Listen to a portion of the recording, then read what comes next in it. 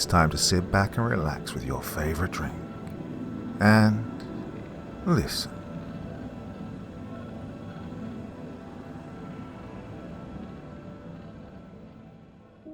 Texas, it is sad, is a state of mind, but perhaps is more than that. It is a mystique closely approximating a religion. This is true to the extent that people either passionately love Texas or passionately hate it, and, as in other religions, few people dare to inspect it for fear of losing their bearings in the mystery or paradox. Tonight I bring you the Texas Trilogy, beginning with The Sunset in Texas.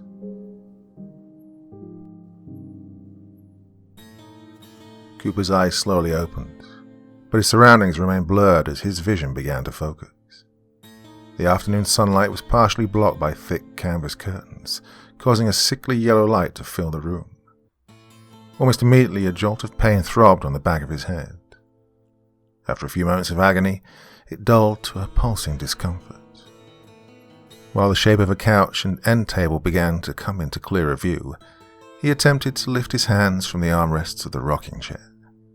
His movement was restrained as he was met with the jagged edges of old cable ties cinched tightly around his wrists.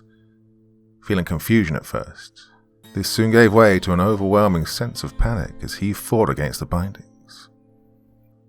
I would advise against any struggling. Cooper lifted his head as a voice from another room echoed towards him. To his left, he could see the shadow of a man standing over a table. The black shape lifted a knife and brought it down with one fell swoop. The metal blade made a mighty chop as it contacted the butcher's block. Just give me a few moments to finish up my work. I typically find it rude to keep my guests waiting, but this is a matter that simply cannot wait. Without waiting for Cooper to give any sort of rebuttal, the man's shadow went back to chopping meat. Cooper's vision had now returned to its full clarity as he blinked away any remaining fuzziness. A vintage television set sat on a shelf on the opposite wall. To his left, the couch came into full view. While one cushion looked untouched, the other had clearly been slightly worn by years of use. To his right, he could see a hallway leading to a flight of stairs and the front door. "All done," the voice said with calm delight as the door to a refrigerator snapped shut. Cooper sat petrified while the stranger's heavy boots thudded on the hard wood floor. Soon enough, he turned the corner and stood in the doorway. The man stood, to Cooper's best guess, a hair over 6 foot.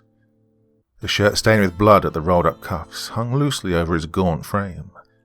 The skin of his face was pulled tight over his jaw and cheekbones, and patchy stubble dappled parts of his face. "I apologize for making you wait.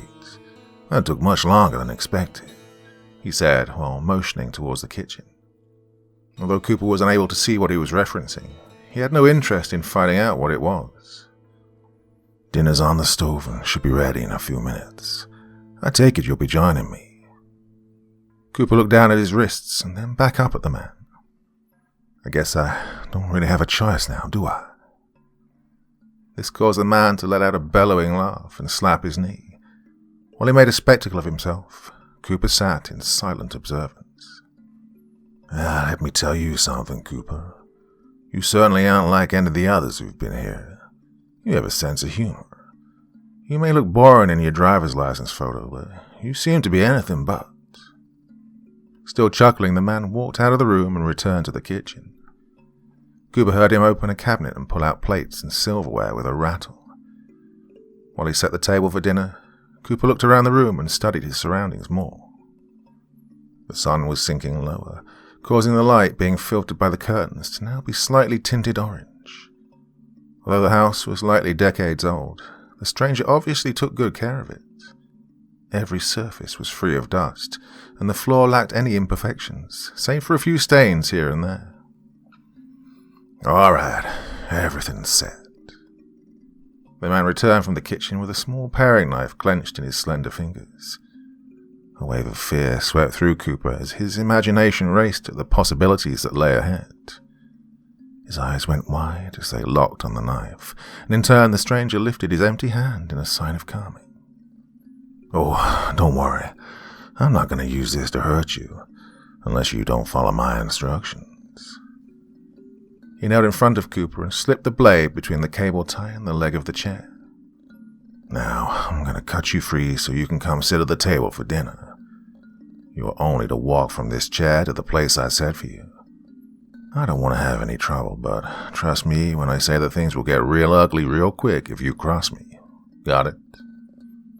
Cooper simply nodded and continued to remain motionless. The man slid the blade and cut the tie. He continued to cut the others until Cooper was no longer restrained. Standing up, the stranger motioned for Cooper to join him in the kitchen. Please walk slowly and remember, no funny business. Cooper listened and walked to the kitchen and sat down in his new seat without any problems. As he tucked the chair under the lip of the table, his captor approached the seat on the opposite end. Before sitting down, he withdrew a large pistol from his waistband and placed it next to his silverware.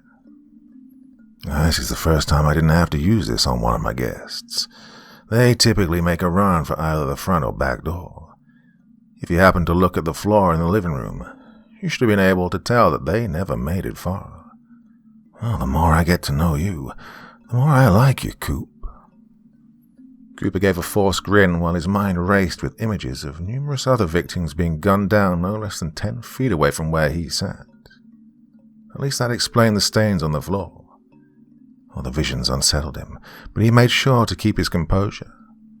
Whatever situation he was in, he needed to remain calm if he had the slightest hope of getting out of this mess intact. It's all right if I call you Coop. I don't want to seem informal, the man said while scooping mashed potatoes onto both plates. That's fine. What do you want me to call you? Cooper asked while attempting to keep his composure. The task was growing more and more difficult as time went on. How rude of me. Forgot to introduce myself. You can call me Gunnar. Cooper gave him a confused look as Gunnar slid a plate loaded with food in front of him. It was my father's idea to name me that, and I never questioned my old man. Gunnar slapped a cut of meat on his plate and placed the lid back over the pan. Taking his seat once more, he neatly folded a crease in his napkin before placing it in his lap. Cooper glanced around the kitchen and observed the small room. The dishes Gunnar had used to cook dinner were already washed and drying in a rack next to the sink. All dishes and food items were hidden away in cabinets, leaving the kitchen spotless. He had yet to see anything out of place in the house, leaving him to ponder on the obsessive nature of this man. Coop, I'm going to make you a deal. I don't shackle you to that chair because you didn't attempt to run from the living room. If you continue to behave yourself, I'll consider letting you off easier than I intended. Cooper stopped cutting his food and looked up from his plate.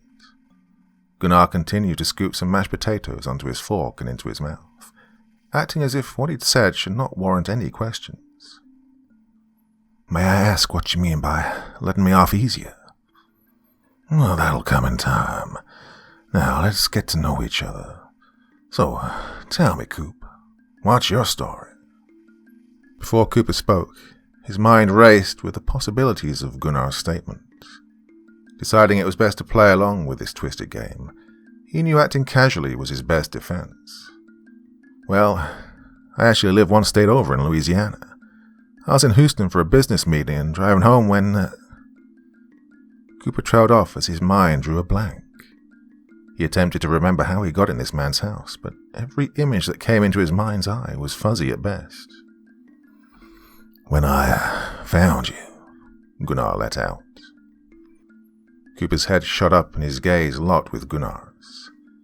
In the orange glow of the Texas sunset, Gunnar sat still in his chair. The room was now washed in the light, causing Gunnar's shadow to loom over them on the wall behind him. He rested his elbows on the table and drummed his fingers on the edge of his glass. Is it starting to come back to you, Coop? He asked as a small grin pulled at the corners of his mouth. At that moment, everything came back to Cooper in a sudden burst. He remembered standing on the side of the interstate. His car had a flat tire and he'd flagged down the first car coming in his direction. He pulled onto the shoulder and Gunnar stepped out with a tire iron. Although he hadn't thought much of it at the time, Cooper realized he should have been more cautious. He remembered showing Gunnar the gash in the wall of his tire when the blow hit the back of his head, and from there his vision began to blur before he succumbed to darkness. I guess you remember now. Sorry about hitting you a little too hard. You just seemed so big that I didn't want to take any chances of not taking you out on the first try. Cooper continued to stare down at his plate. The bump on the back of his head throbbed once again, and his hands began to tremble. Outside, birds chirped in a tree, and a slight breeze made the wind chime on the porch let out a few solemn notes. Why? Gunnar swallowed the bite he'd taken and gently rested his fork down on the table. Why, I'll need you to speak up, Coop. Working with power tools all these years has left my hearing a fraction of what it used to be. Why did you do this to me? Gunnar took a sip from his glass, making sure not to break eye contact with his guest. And there it is. Every time I've had a guest over, the conversation always reaches a point where they question my reasoning. Well, I must say, though, Coop, you're the calmest one I've ever had. May I ask why that is? Certainly this must frighten you to some extent. Cooper decided at this moment to lay out all his cards on the table. This was make or break. Well, it does, but I feel that remaining cool and collected is my best chance of leaving. For the first time that night, Gunnar frowned. Without saying a word, he gathered his plate and glass and carried them over to the sink. The garbage disposal whirred to life as leftover food scraps were jettisoned into its metallic jaws. Well, I thought that by now you would have understood that I can't let you leave. I'll admit that you were the first person to be calm and respectful about it, but I still can't let you leave. He flipped a switch and the hum of the disposal slowly died. Gunnar began washing his plate with his eyes staring out at the setting sun. The lower it sank towards the horizon, the more orange the room became. I'm going to give you fair warning that what I say next is typically what drives my guests over the edge if they hadn't been already. You're different from the others, so I'm expecting that you'll take this with a slight bit of discomfort, but no extreme over-exaggeration. Gunnar slid the plate in a slot on the drying rack and dried off his hands with a crisp white towel. I kidnap people with the intent to eat them. Cooper felt his body tense in fear. As his mind attempted to firmly grasp this new information, he felt a tear escape the corner of his eye and roll down his cheek. Now, I know that sounds bad, and I must sound borderline psychotic for trying to downplay it, but I have my reasoning. It's kind of a long story, so please bear with me. Gunnar sat back down in his seat and made himself comfortable. You see, I dropped out of high school without getting my diploma. This left my career choices to be less than desirable. The only option I was left with was working in my father's repair shop. He'd taken vehicles with large engines like tractors or oversized trucks used for hauling. He forced me to do the menial tasks like scraping rust and clean off oil and grease. It was far from being the ideal life, but it put food on the table, be it barely. Cooper continued to stare at the table, but managed to take in every word that left Gunnar's mouth. A few more tears escaped from his eyes, leaving lines through the dirt on his face. You see, Coop, this town suffered a major crisis some 15 years ago. We had a major drought causing most of the crops to wither away and perish. The little water we had was spent keeping livestock barely clinging to life. The ones that lived long enough to be taken to slaughter were too malnourished to yield any meat worth eating. After all the meat was deemed uneatable, the town met in the city hall to discuss how to move forward. We argued for hours, but every solution was shot down almost immediately. Just when we thought there was no middle ground in sight, my father came up with an idea. We should eat a few residents. Cooper slowly looked up from the table and locked eyes with his captor. He explained that we should only eat what was necessary for the town's survival. The weakest would sacrifice themselves for the betterment of the townspeople. At first, no one said a word. As I looked around the room, a few people stared at my father with blank expressions. Some glared at him with bewilderment and disgust, while others didn't really know how to react to such a horrid recommendation. And eventually, a few people spoke up in agreement of the idea, causing those opposed to start a shouting match. My father slammed his fist on the table and received everyone's full, undivided attention. He suggested putting it up to a vote. When he asked for those in support to raise their hands, roughly a quarter of the town did so. When asked for those opposed to the vote, another quarter of the town raised their hands, leaving almost half the town undecided. Well, suddenly gunshots rang out through the room. Everyone who'd voted in opposition slumped forward in their seats. Some people screamed, some people cried, some sat in complete calm. My father had arranged the whole ordeal before the meeting. His closest friends had all agreed that cannibalism was the only option they had left, and felt it necessary to take out anyone who'd try and block their path. As the bodies were pulled from the room, my father informed everyone who'd not voted that he was going to be in control of handing out everyone's rations. You would either take meat for your family or be gunned down on the spot. Anyone caught trying to contact state authorities or leave would also be met with a grim demise. Cooper sat in silence as he absorbed the information. Wherever this place was, he was now caught up in a mess of a situation. The body of those at the meeting were dried and preserved for future consumption. When that supply finally ran out, my father and a few of his buddies resorted to abducting stranded motorists. He knew better than to pick them up near the town, so he would drive out in his work truck and pick up fresh meat all over the eastern part of the state. This new practice of picking up innocent victims went on for a couple of months, but eventually the drought ended, and the town slowly began to mend its wounds. However, some of the residents still had a craving for human flesh.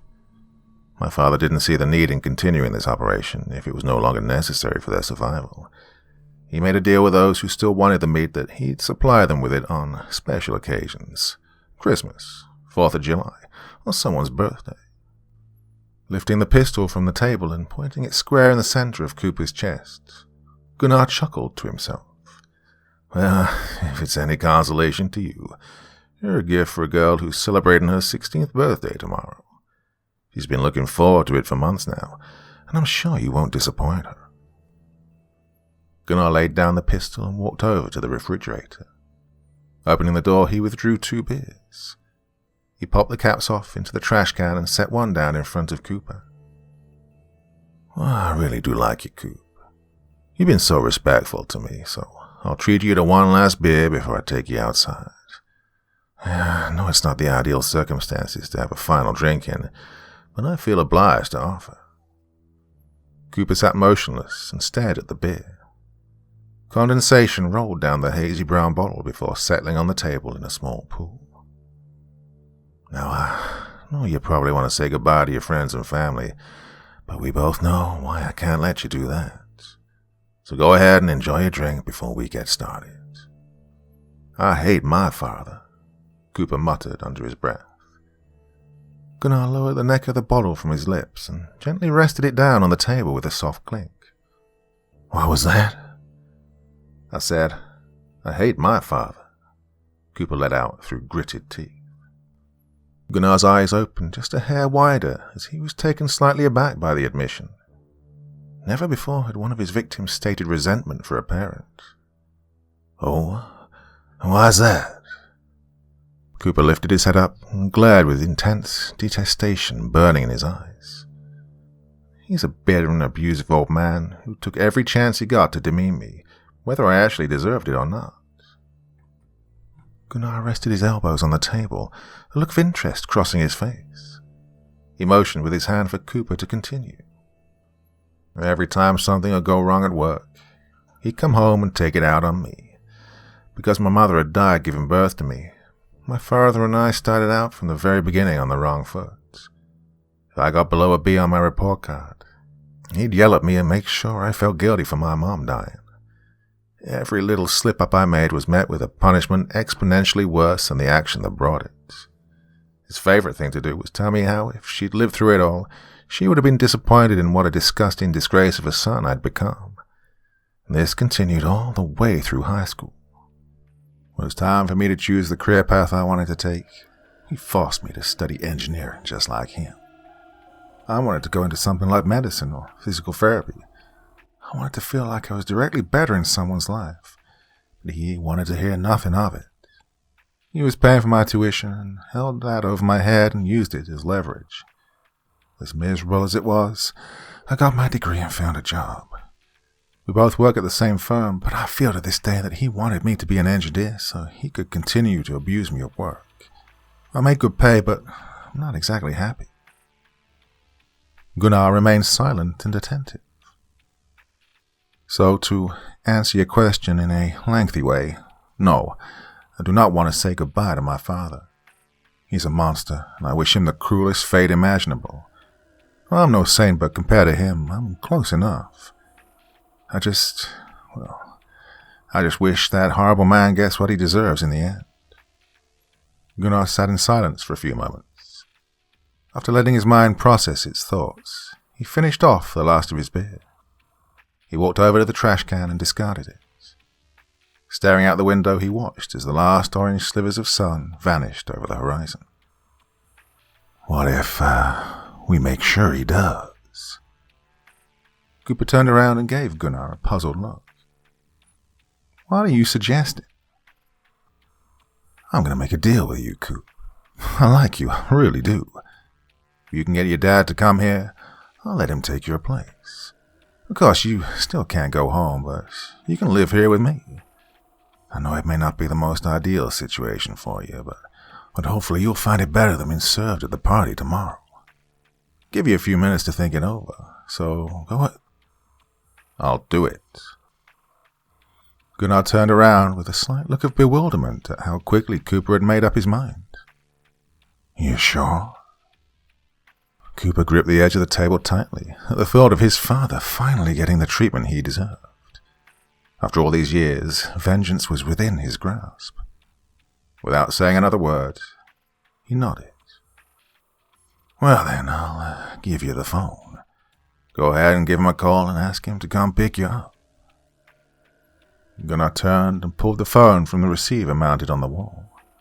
Handing it to Cooper, he gave him a final look, asking that he was fully confident in what he was about to initiate. Without hesitation, Cooper took the phone and dialed his father's number into the keypad. I hope you're happy with yourself. I had to reschedule my whole day as well as tomorrow to come out and get your ass back home. Cooper's father slammed the door to his car shut and marched towards the front porch. Cooper stood on the steps with his hands in his pockets and his head hanging low. Gunnar stood in the doorway, watching in quiet observance. You'll be reimbursing me for the gas I wasted hauling that trailer out here to take your car home. Cooper nodded his head and didn't say a word. And I expect you to pay this man for towing your car here, feeding you, and letting you spend the night. I apologize for all this, Mr. Hanson, Gunnar said while extending his hand out. Cooper's father shook it. Pleasure to meet you. My name's Keith. I apologize it wasn't under better circumstances. It was really no trouble. Your son really is a fine man. Keith rolled his eyes and muttered something under his breath. Oh, believe me that if you lived with him, you'd think a whole lot differently. Keith turned and walked down the steps. The humid summer was starting to take its toll, causing him to loosen his tie. All right, Cooper. Let's get your car loaded up and get the hell out of here. I'm already starting to break a sweat, so you'll have to buy me a new shirt after all this. Keith stepped onto the grass and started in the direction of Cooper's car behind the house. He stopped after a few paces to find Cooper still standing on the steps of the house. His gaze was directed out at the setting sun. Right, you deaf too? I said let's go. Cooper remained motionless and bathed in the orange glow of the Texas sunset. The wind blew, causing small pieces of dead grass to swirl around his feet. I don't have time for this shit, Keith muttered as he trudged back in his son's direction. Grabbing his son's arm, he attempted to pull him off the steps. When Cooper refused to budge, his father grabbed his arm with both hands and pulled harder. Suddenly, Cooper took his free arm and wrapped it around his father's neck. Pulling him close, he removed his other arm from Keith's grasp and retrieved the knife from his pocket. Withdrawing the rusted and stained blade, Cooper gave his father one last look before bringing it against his neck, and with one quick motion, he slit his father's throat. The knife made a sickening, tearing sound as it tore the flesh of Keith's neck open. Cooper dropped the blade and placed his hand over the wound. As the blood seeped between his fingers, he closed his eyes and let out a heavy breath. The warm crimson fluid flowed down the back of his hand and soon meandered around his arm before seeping into his shirt sleeves. Opening his eyes once more, Cooper watched as the life slowly fled his father's eyes. Keith slowly lifted an arm and brought his hand up to his son's face. His fingers lightly caressed his cheek before his body began going limp. Cooper removed his hand from over his father's throat as his body collapsed and he plummeted to the ground. "Nice job, son. Quick, but painful," Gunnar let out from behind him. Cooper turned, keeping his face expressionless. "Let's go ahead and bring him to the barn so we can drain before we serve him tomorrow. Need any help?" Cooper stood over his father's body as blood continued to gush from the jagged slit in his neck. It pooled under his head, turning the dirt and grass underneath a dark brown. "I'll handle it myself." Without saying another word, Gunnar walked ahead to open the barn doors. Cooper grabbed his father's ankles and pulled the body through the grass, leaving a trail of blood in his wake. With each step, the sun sank lower in the sky. The wind blew and the crops swayed in the heat. Nearing the barn, Cooper dropped Keith's ankles, causing his legs to slam onto the ground and kick up a small cloud of dust. He retrieved the length of chain lying next to the door and brought it over to his father. Wrapping the chain around his ankles, he fastened the loop over the hook at the end and pulled the bundle tight. Behind him, Gunnar pulled the doors open as they groaned on their hinges. The smell of oil and old wood flooded out, filling Cooper's nose with something else besides the smell of blood and grass. The light hanging over the entrance of the massive barn flickered to life with a loud crackle. It hummed and began to draw in bugs. Gunnar propped the doors open with 2 chunks of concrete and leaned against the frame. Motioning for Cooper to follow him inside, he vanished into the darkness. Cooper looked out at the horizon as the sun finally vanished, leaving him surrounded by darkness, save for the light of the barn. Cicadas buzzed around him as they welcomed the slightly cooler weather of the night. Lifting his blood-stained hand up to his nose and inhaling deeply, Cooper smiled and pulled his father into the barn.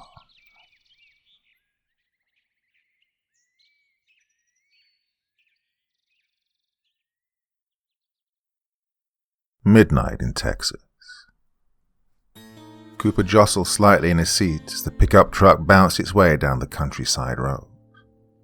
The asphalt had long since faded, giving way to cracks and bumps that marred its surface. As his vehicle cruised down the road, he looked out his window at the fields that flashed by. Rows of corn passed hypnotically by his gaze as his destination drew nearer. He peered in the rearview mirror to see his stepson, Andrew, staring out of the window as well. The teenager's blonde hair danced in the air that was streaming through the crack near the top of the window.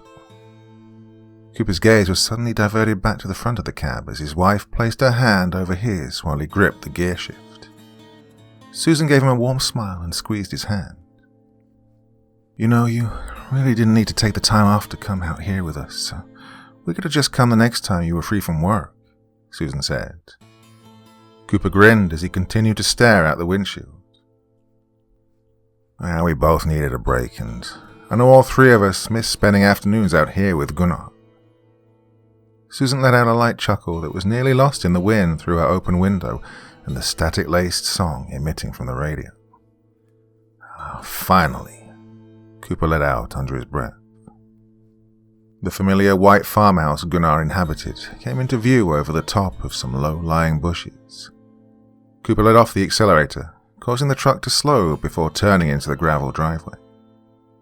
As they drew closer to the familiar home, rocks crunched under the tires and the smell of freshly cut grass entered through the open windows. Andrew perked up in his seat and his eyes went wide. "You didn't tell me we were going to visit Uncle Gunnar," he exclaimed without any hesitation to keep the excitement from his tone. Cooper chuckled and glanced at him in the rearview mirror. "Well, if I'd told you in advance, you'd have been bugging me the whole way down here on how much longer it was going to be." Andrew had now tuned out his stepfather's voice and had his face pressed against the glass. With one final press of the brakes, Cooper brought the truck to a halt with the passenger side facing the front door. As if on cue, the screen door was flung open and Gunnar's tall, slender frame stepped out into the sunlight. He wiped the palms of his hands on the front of his pants before outstretching his arms into a welcoming embrace. "I was wondering when you all were going to get here," Gunnar let out as Andrew threw open the door to the truck. He bolted across the narrow span of grass that stood between the front steps of the house and the driveway. Andrew shook Gunnar's hand and pulled the man into a hug. "Well, no, it's only been a couple of months since you were last here, but I can swear that you've grown at least another inch. I figured you'd have stopped growing at your age." "I'm giving you a run for your money. Maybe I'll make 6 foot by the end of the summer," Andrew let out as a joke. Gunnar rustled his hair and looked up as Cooper stepped out of the truck and walked in their direction. They shook hands, but Cooper quickly found himself being pulled into a bear hug. "You should know better than to greet me with just a basic handshake," Gunnar said as his voice trailed off into laughter at the end of the sentence. He let go of Cooper as Susan approached with a large smile across her face. Gunnar bent down slightly to reach her height and embraced her as well. "It's been a good few months since I've seen you as well." "Well, my job keeps me busy most of the time. Trust me, there's nothing I'd want more than to come out here and relax sometimes." Gunnar nodded and turned to Andrew, who was now swaying back and forth in the porch swing. "You know, Andrew," Gunnar called out, "a new calf was born just earlier this week. Why don't you and your mama head over to the stables and have a look? Well, it's almost dinner time anyway. You still remember how to feed the newborns we took care of last summer?" Andrew nodded with excitement before bolting down the front steps in long strides and taking off in the direction of the stables on the other side of the property. Susan shook her head with a grin before walking behind him. "The boy's 16, but still gets excited like a child when he comes here," Susan said with a laugh as she quickened her pace to catch up with him. Once the two were out of earshot, the smile slowly started to fade from Gunnar's face as he turned to look at Cooper. "I have a feeling I know what this is about," he said with a concerning neutrality to his tone. Cooper kept his gaze on Andrew and Susan as they continued towards the stables. Well, the day was going to come eventually, Gunnar. Cooper took in a deep breath as a cool breeze blew across the property. "I just wish I had a little more time to prepare my answer properly," Gunnar let out. He walked back up the front steps with the board squeaking under his weight, and Cooper following close behind. "Go ahead and have a seat and make yourself comfortable. I'll fix us each a drink. I have a feeling we're going to need at least one over the course of this conversation." Cooper let his body collapse into the cradle of the rocking chair. Kicking his feet up on the railing, he slowly pushed himself back and forth as he listened to Gunnar fooling around in the kitchen through the screen door. After a couple of minutes, he stepped back outside with a glass in each hand. "White Russians?" Cooper asked with an amused hint of surprise in his tone. "My God, you really are old-fashioned." Cooper took the glass and stirred the liquors and heavy cream together with a small plastic straw. Gunnar took a seat in the chair next to him and stared out over the field adjacent to the property. The air had gradually gotten cooler over the course of the day, evolving from a discomforting heat to an enjoyable coolness. "You know, Coop, I've been dreading having this conversation with you ever since you married that girl." Gunnar took a sip from his glass while Cooper kept his eyes locked on him in complete silence. "Oh, I don't mean that in a bad way. Every man in this town needs to have the conversation with their kid at some point. Some people don't mind it because they already know the answer, but, well, Others, they try to put up a fight in fear of the possible disapproval their kid has for our customs. They all know what results from their son or daughter disagreeing, so I can hardly blame the parents for fighting all of this. Gunnar let out a heavy sigh before resting his drink on the porch railing. I know that Andrew has no clue what goes on in this town, but do you have any hunch as to how he'll respond when he finds out, Coop? There was a moment of silence between the two men. Bugs chirped in the grass, and the faint crackle of a radio could be heard from somewhere inside the house. Cooper swore he could make out the lyrics of "The Man in Me" by Bob Dylan through the static. They sat without saying a word. Gunnar had his eyes locked on Cooper while he stared out over the land and thought for a moment. Well, to tell you the truth, Gunnar, I have no idea how he's going to respond to all of this. I've tried taking him hunting to test the waters. He shot a deer last winter, but he was very hesitant when it came to gutting the thing and harvesting the meat. Cooper made an aggravated sound before pinching the bridge of his nose. That's the only thing even remotely close to testing his feelings about all of this that we've done. I honestly have no idea which way he's going to go with this. And I'm just terrified that we'll have to kill him. Gunnar let out with no emotion in his tone. Another awkward silence hung in the air as Cooper shuddered at the cold realization he'd been so afraid to confront. Cooper stretched and reached for his glass, resting on the porch railing. In one gulp, he finished off the drink and placed the glass back down on the weathered wood. Oh, it's never easy, Gunnar said while continuing to stare out over his property. Some of the strongest men I've come to know in this town cried like a baby when their kid was taken away. It's never easy for me either. No matter how many times I do it, I don't think I'll ever get over the feeling of knowing that I'm the one responsible for killing someone's child. Then why do we keep doing it? Gunnar turned to look at Cooper. He was now sitting fully upright in his chair and staring at him with the most serious look plastered on his face that Gunnar had ever seen. Son of you know the answer to that, Coop. Don't make me explain it. Cooper sat in silence for a few seconds before grabbing his glass and retreating inside. He sloshed more liquor and heavy cream in the glass, hardly paying attention to the proportions he was throwing together. As Cooper came back through the doorway, he stirred the light and dark liquids together with his finger before wiping it on his shirt. He took a large sip before falling back into the rocking chair. Let me rephrase the question. I know your reasoning as to what would happen if we didn't do it, but there must have been some incident that caused you to set this in motion. I find it hard to believe that you're doing this just as a precaution. Something did happen or got really close to happening. Gunnar smiled and looked over at Cooper. Sometimes I forget just how smart you are, Coop. There's a damn fine reason you're the only person I've abducted who's walked out of this house alive, he said with a chuckle. Gunnar let out a heavy sigh and propped his feet up on a nearby end table. Well, this was probably about 12 years ago. There was a boy named Rodney who was just a year or two younger than Andrew. Now, we were able to get away with not sending our kids to school for a little while, but eventually we knew that they would need the proper education. Well, much to my father's disliking, we let them go back to school. It took longer than my father had originally expected, but it was still only about 5 months before the incident occurred. We sat in class with a few other kids from town. There was this one girl named Lily who sat next to him for the whole day. They'd grown up together, so it only made sense that they were really good friends.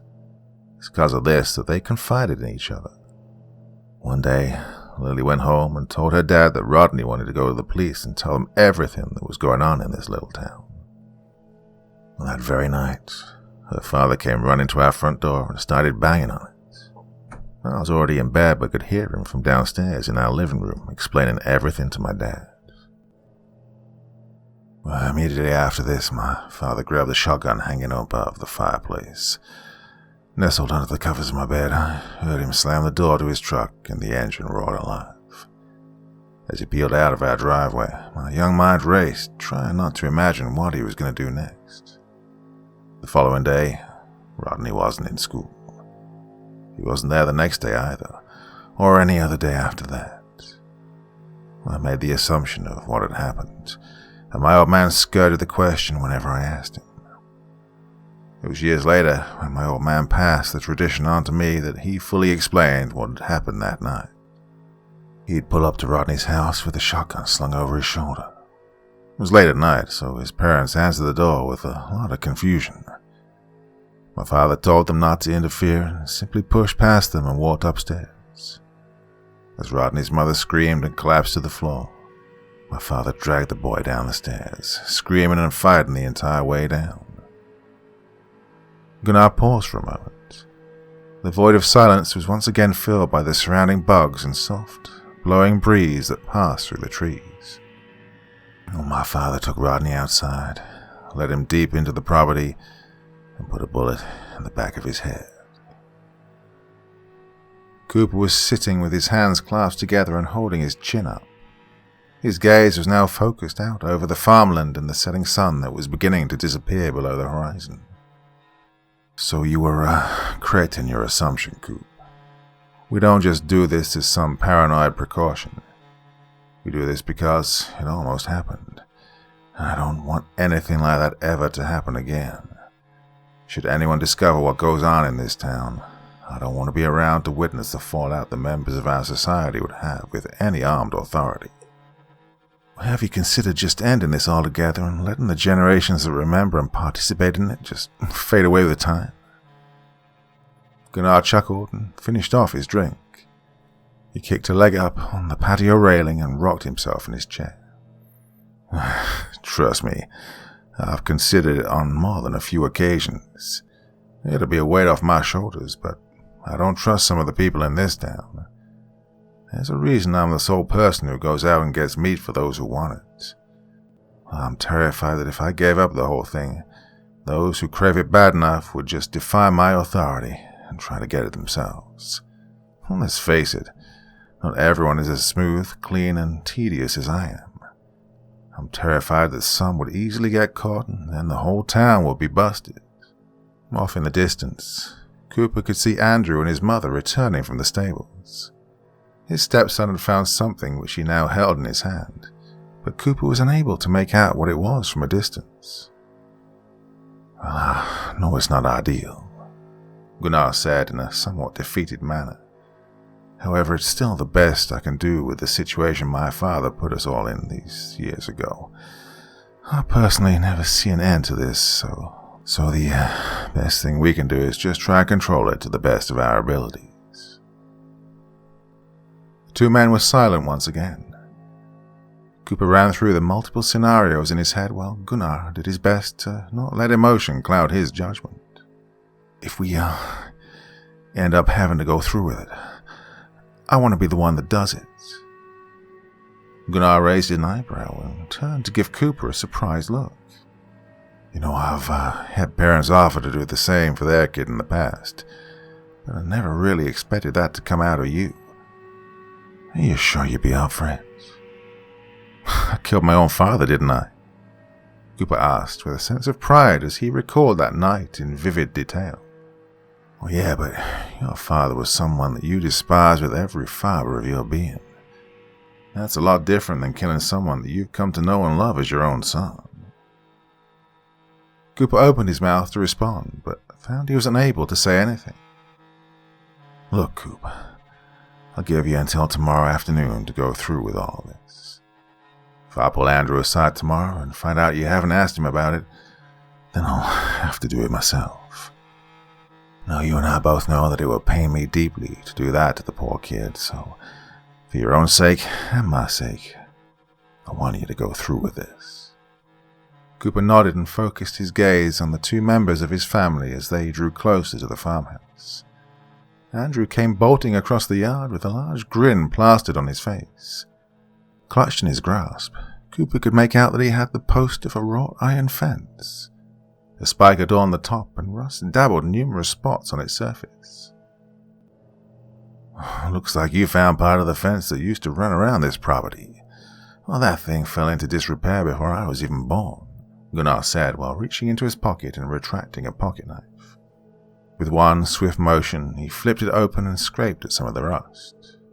An orange powder fell into the air, revealing the dark metal underneath. Looks like most of the rust is only on the surface. How about after dinner, you and I go ahead and clean that thing off and get it treated? Andrew nodded his head with excitement and rested the large length of metal against the door frame.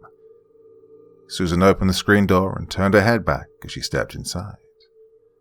Andrew, how about you come help me fix dinner? Andrew heeded his mother's instructions and followed her inside.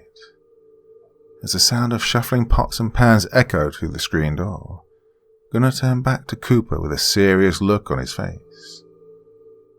Well, if I were you, I'd talk to him after dinner. Should worst come to worst and we have to take care of him, I personally think it'd be best if the last memories he had were of a night like this, surrounded by family. Gunnar stood up from his chair and placed a hand on Cooper's shoulder. I'm putting a lot of faith in you, Coop. Please don't let me down. And with a final heavy sigh, Gunnar went inside to help prepare dinner. Cooper found himself sitting alone on the front porch. The sounds that were drifting outside from the kitchen were filtered out. All he could hear were the buzzing of cicadas and a slight breeze wafting through the tall grass near the edge of the property. Just like the first time he'd ever been in this house, the sunset was casting an eerie orange glow over everything. What had once been a living nightmare when he woke up strapped to a chair in Gunnar's living room was now a place he considered to be his true home. He'd come to love and accept Gunnar as the father figure that he'd never had growing up. Out of the corner of his eye, he saw faint movement. The door to the barn had been left open, causing it to rock slightly on its hinges as it got caught in the breeze. A soft groan would escape the hinges, barely audible to Cooper over the distance. As he stared at the building that he'd dragged his father into, the smell of blood began to fill his nostrils while the memories of that night came flooding back. He shook his head and jolted up from the rocking chair. Not wanting to think about it anymore, he walked inside just as dinner was being pulled from the oven. The four of them ate at the dining room table that had been adorned with the first flowers of spring. There were plenty of stories told and laughter to be had as night began to fall over the small Texas farmhouse. The entire time, Cooper's mind swarmed with the thoughts of what he was going to have to do later that night. However, he managed to keep his composure and put on a pleasant demeanor during all of it. After Susan served dessert, Andrew helped clear the table and pull all the dishes into the sink. After they'd all been scrubbed and placed on the drying rack, the four of them sat in the living room, watching a movie on the television. The clock above the mantel was just about to strike 10 when Cooper leaned over and whispered something in Andrew's ear. Would you mind coming outside and help me with something? Andrew did not ask any questions and simply followed Cooper outside. As he opened the door, a symphony of the night filled their ears. The entire landscape had come to life with the sound of birds, insects, and other nightlife that inhabited the surrounding land. Cooper stepped off the gravel driveway onto the freshly cut grass, his boots leaving prints in his wake. The two men walked in the direction of the stables, guided by the faint shadows of vegetation in the moonlight. So what do you think of living in this town? Cooper asked bluntly, not knowing how else to start the conversation. I mean, it's not bad or anything. I'm just not a big fan of the isolation. Cooper continued to walk as he pondered how to continue the conversation. Well, there's a reason this town has remained isolated when many others have evolved and expanded over the years. There's a reason. Real smooth move there, Coop, he thought to himself. I know. Cooper felt his heart skip a beat. He almost tripped in a shallow hole, causing him to stumble slightly before regaining his balance. Whatever you think the reason is, I can guarantee you that it's not. You mean it's not because the people of this town practice cannibalism? And Cooper was now at a complete loss for words. He'd ceased his stride, causing him to stand and simply stare at his stepson. Silence hung in the air around them, save for the sounds of the surrounding wildlife. Although Cooper was tempted to say something immediately, his loss for words caused him to think over his next words carefully. Damn, you're even smarter than I originally anticipated. Andrew did not respond to this. He stood motionless and stared at Cooper with unblinking eyes. Well, I guess before we get too deep into this conversation, I have to know, how did you find out? Uncle Gunnar and I do our best to keep all of this a secret from the kids. Andrew motioned his head to the side, signaling for Cooper to follow him as he began walking again. Deciding it was best not to question the sudden leadership role that his stepson had taken, Cooper followed. Every kid knows. Well, let me rephrase that. Some kids know, but not all of them believe it. First time I heard these stories was in middle school. I was with a group of friends when some of the older kids started trying to spook us out with tales about how some members of the town would go and abduct people across the state and butcher them. As they continued to walk across the fields, Cooper kept his gaze straight ahead. He didn't speak a word and simply listened to Andrew's explanation. At the time, we really didn't think of it as anything more than some sick and twisted joke or a somewhat pathetic attempt to spook us. So, when did you find out that it was actually all real? Cooper asked. Andrew paused for a moment as he gathered his thoughts. It was the day I spent the night at this kid's house for his birthday. And we'd been good friends for years, so his parents let me stay for dinner and spend the night after all the other kids had gone home. His mother had made a roast that filled the entire house with an intoxicating aroma. At the time, I just thought she'd splurged and spent a little extra cash on the good pork roast from the butcher. Andrew sighed and stared up at the stars in the sky. It wasn't until we were all seated around the dining room table and his mother placed a still steaming pan down in the middle that something struck me as odd. Whatever meat this was, it certainly didn't look like any kind of roast I'd had before. When I asked what it was, his parents just stared at me for a moment. The mother didn't know how to respond, so the dad just asked me if I wanted to try a little piece. Andrew ceased speaking, causing a silence to fill the space between them. So, what did you do? Cooper asked in a dry tone. I thought about all the rumors of people being abducted and butchered. I also thought about all the instances where some kids would stop coming to school.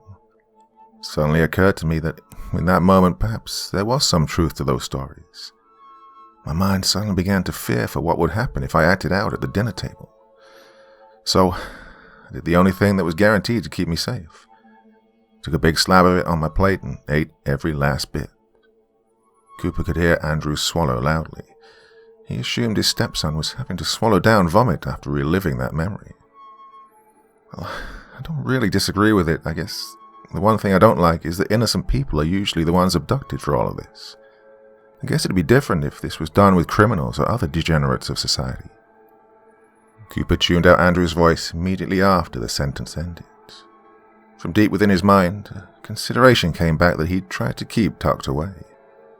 Deciding this was as good of a time as any, he stopped in his tracks. Andrew did the same when the familiar crunch of vegetation under his stepfather's boots ceased. Follow me, Andrew. There's something I think you need to see. Cooper turned on his heels and started back in the direction of the barn. Andrew followed close behind. During the walk over there, both remained quiet and to themselves. When they finally reached the tall and looming shadow of the barn structure, Andrew ran back to the house and soon returned with the iron post clenched tightly in his grasp. Trust me, you wouldn't need to defend yourself, Cooper said with a forced chuckle. But I guess if that makes you feel comfortable, go ahead and bring it. Andrew stood in front of the large doors. One of them hung slightly ajar, causing the smell of old wood, motor oil, and decaying plants to come spilling out into the cool night air. Well, it should go without saying, but I want to make sure you understand the severity of what I'm about to show you. You speak a word of this to anyone, I won't hesitate to put you down. I've come to think of you as my son, my own flesh and blood. As much as it will pain me, don't think that there'll be any resistance for me to put a bullet through your head. Do I make myself clear? Andrew swallowed up the lump in his throat and nodded his head. Cooper swung the door open fully and motioned for his stepson to follow inside. As Andrew stepped over the threshold, He placed the sleeve of his flannel shirt under his nose to avoid the growing severity of the smells inside. Cooper continued towards the back of the barn where a rickety flight of stairs ascended into a loft. Before going up the first step, he grabbed the shotgun that was hanging from a hook on the wall. As the two men climbed up the stairs, the ancient wood groaned and squeaked under their weight. When they finally reached the top, Cooper reached out and flicked a light switch that was mounted on a structural post with the wires crudely stapled to the framework of the barn. To the right of the opening in the floor, where the stairs came up, Andrew could hear a light bulb crackle to life, and a sickly yellow glow filled the area in front of him. Cooper stepped onto the loft and waited for Andrew to reach his side. Andrew could see that the floor was covered by a thick blanket of dust, although it had been disturbed in some places. His eyes then focused on a set of chains that were bolted to a large beam overhead. The links drooped down from the ceiling until about halfway between the beam and the floor, before curving out backwards towards the loft and disappearing into the shadows. Before Andrew was able to question what they were for, Cooper lifted his boot and banged it loudly onto the floor. "Wake up!" he screamed in a deep and booming voice that echoed throughout the building and sent a chill down Andrew's spine. There was a moment of silence before shuffling could be heard from across the space. The chains rattled lightly, causing a metallic clinking to echo in the air. Andrew watched in horror as one hand with the chain shackled around the wrist stretched out from the shadows and clawed at the floorboards before it. Soon afterwards, another one came forward with a matching chain shackle and caused the cracking of its joints to fill the air. Andrew found himself unable to move as the two arms extended into the light and heaved a body from the shadows. A head that was covered by greasy, disheveled hair emerged from the darkness. A mouth appeared from behind matted locks of hair and opened as if to scream, but only a painful squeak escaped.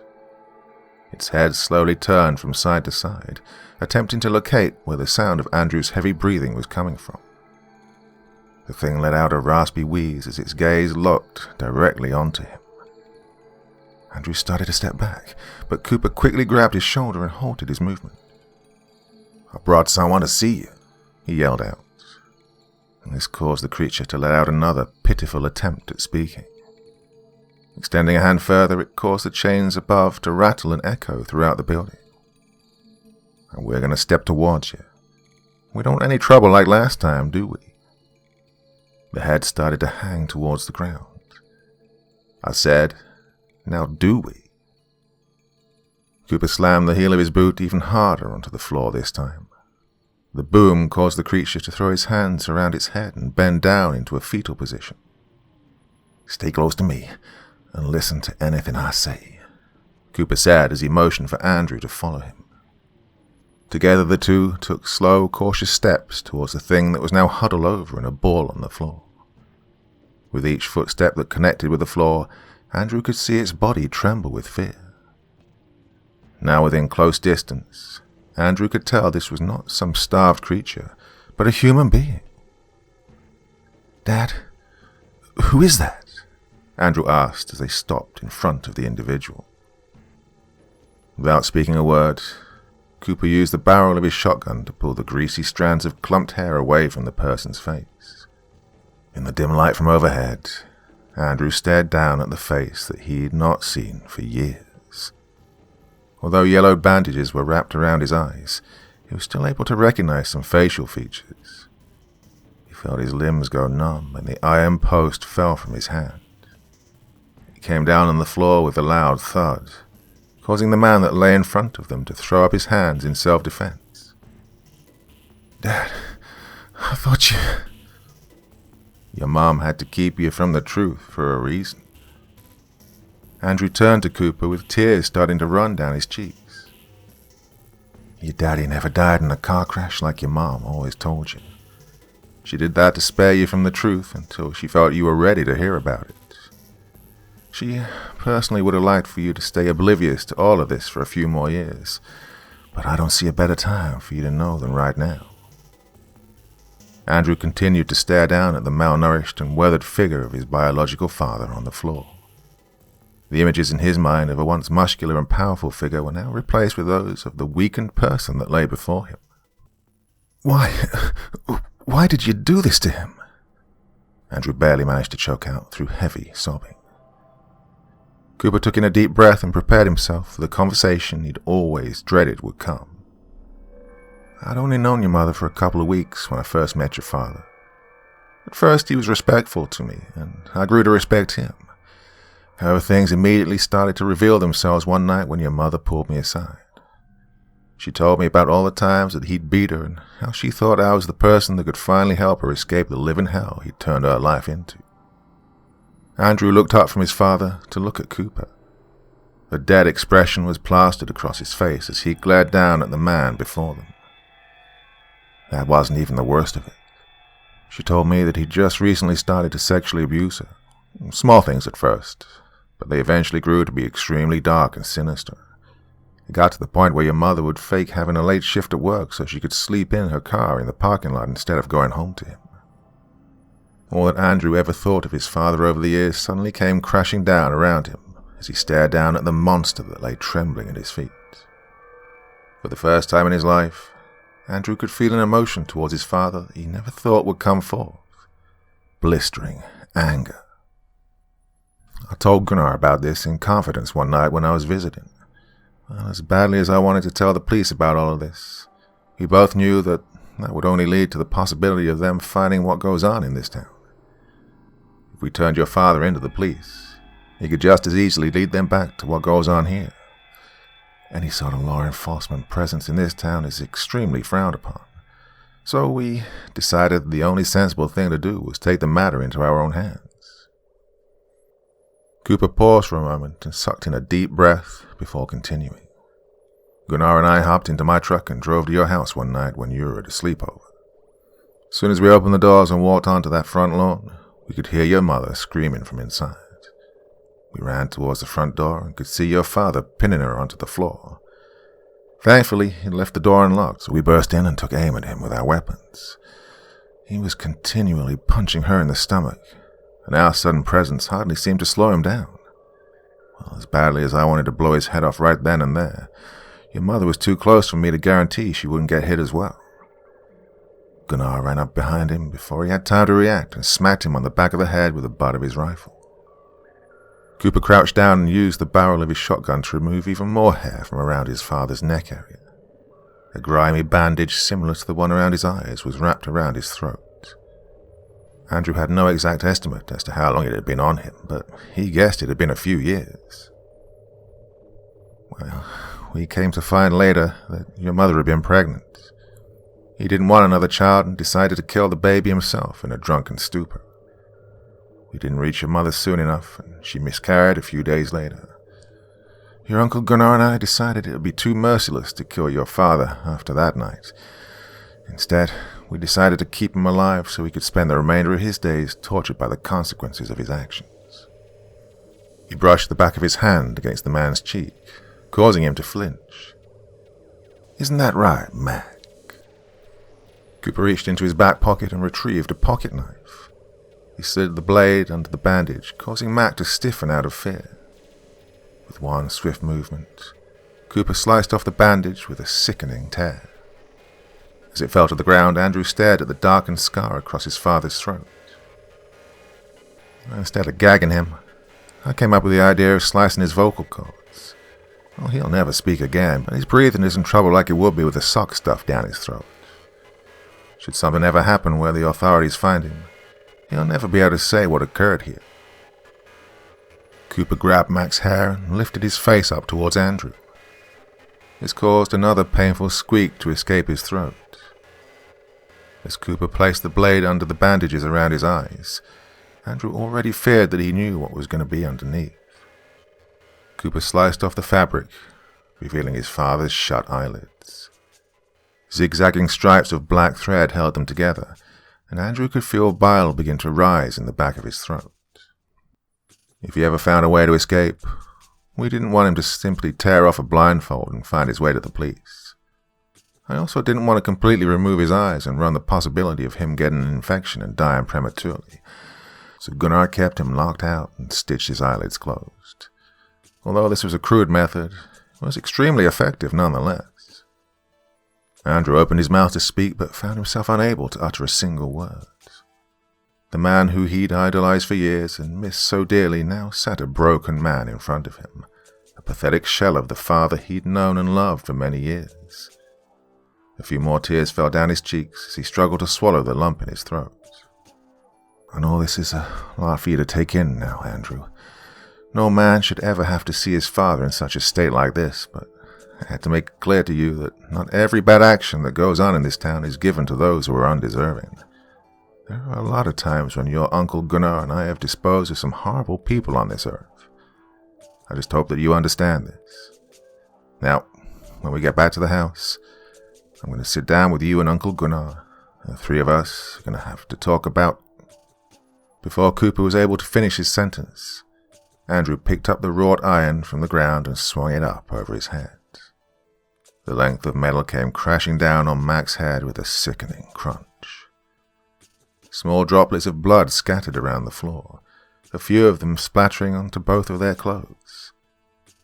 Another gasp escaped Mac's throat, this one even louder than any previous.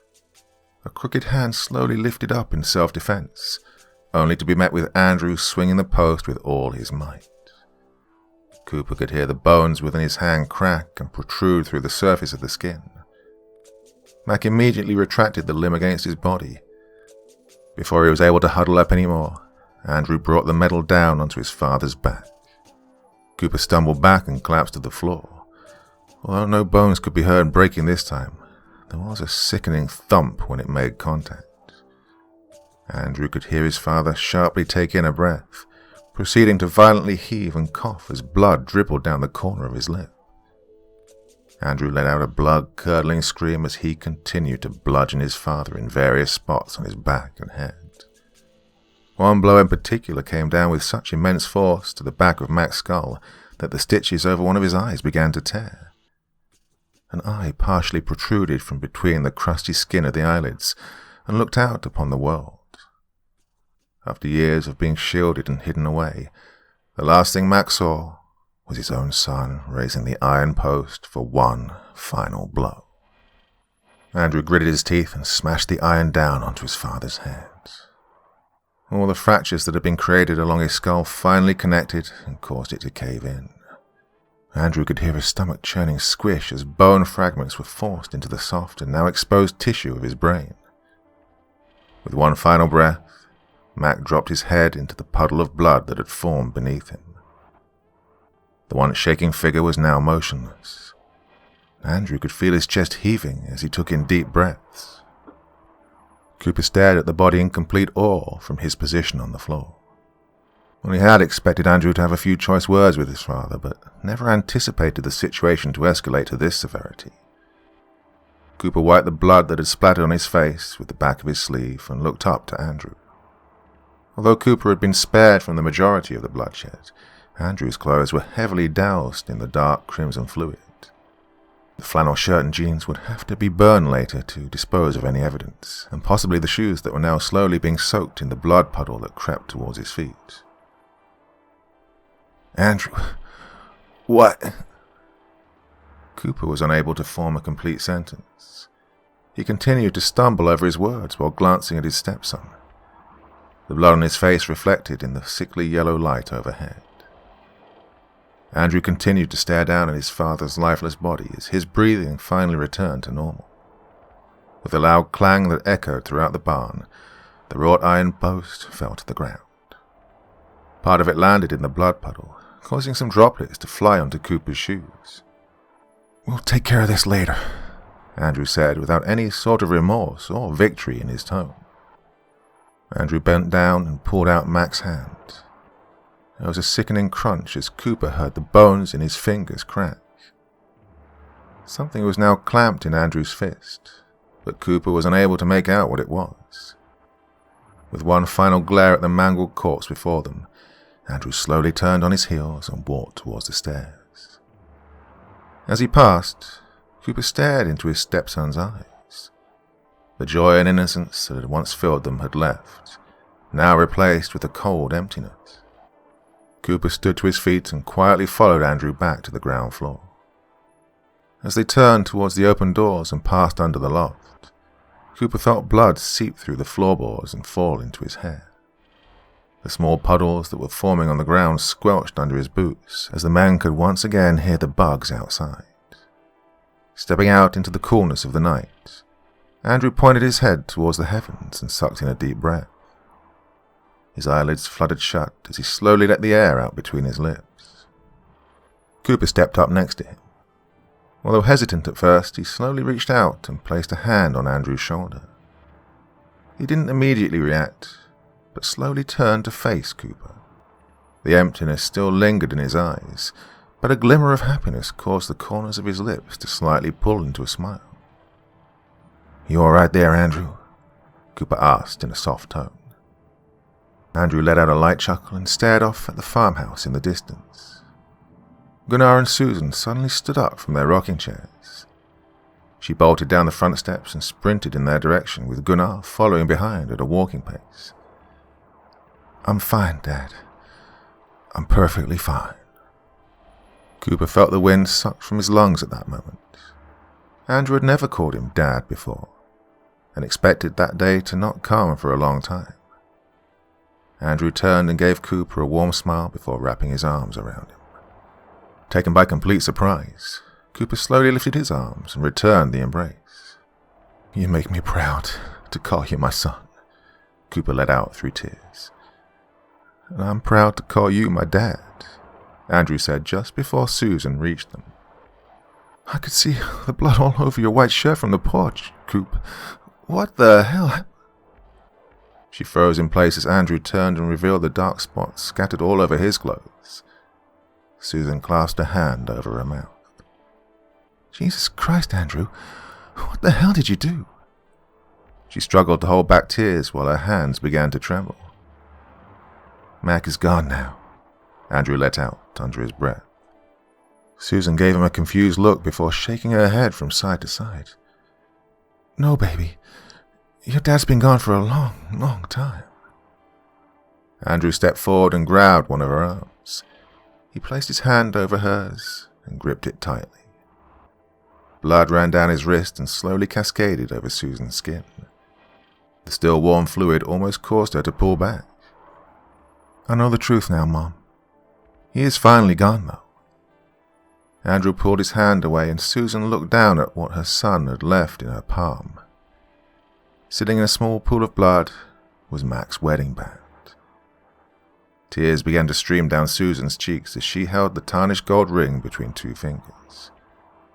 Unable to speak, she threw her arms around Andrew and held him tightly. The wrought iron slipped from Andrew's fingers once more and fell into the grass to his side. His arms wrapped around his mother as she sobbed heavily onto his shoulder. Cooper watched from the side as Gunnar finally reached the group. He walked up to Cooper and examined the bloodstains on his shirt. For the first time since his own father had been killed, Cooper saw a look of bewilderment on Gunnar's face. The man looked up at the barn and then back down to Cooper. Without even having to ask the question, the men exchanged glances and a smile. Andrew let go of his mother and slowly turned to Cooper. With blood still speckled on his face, he smiled. "Come on, Dad. The weather's perfect for a bonfire. I know Uncle Gunnar's been meaning to burn off some trash for a while now." With a pat on the back, Cooper wrapped his arm around Andrew's shoulder, and the two men started back towards the farmhouse. The moon now hung in the center of the sky, bathing the land in an eerie blue tint. Gunnar retrieved the wrought iron post from the ground, and he and Susan followed them. As they walked, she sniffled, and Gunnar placed an arm over her shoulder. Susan smiled and wiped her eyes with the back of her sleeve.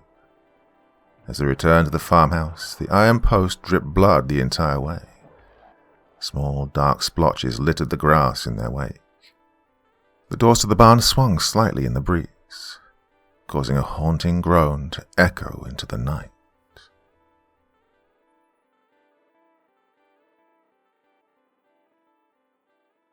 Dawn in Texas. Adam kneeled on the ground to inspect his freshly flattened tire. As he drew closer, he could hear the last bit of air hiss out from around the nail. Swearing under his breath, Adam pulled off his baseball cap and used it to fan himself. Summer days in Texas were famous for their intense heat, and this one proved to be no different.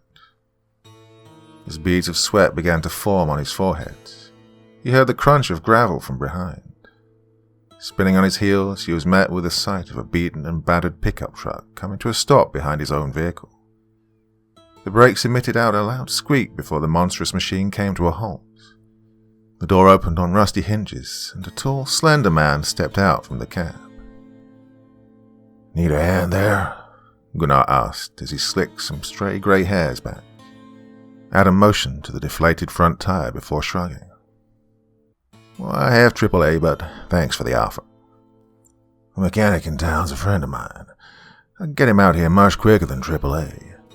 Now, unless you sprung for premium, you're going to rack up quite a charge since the shop is way more than 5 miles from here." Adam let out a heavy sigh and scratched the back of his head. Glancing down at the tire one more time, he looked back at Gunnar and accepted the circumstances. "If it's not too much trouble, then I'd really appreciate it." Gunnar gave the man a wide smile before returning to the cab of his truck. "Oh, it's no trouble at all. Just consider yourself lucky that I travel this road as often as I do."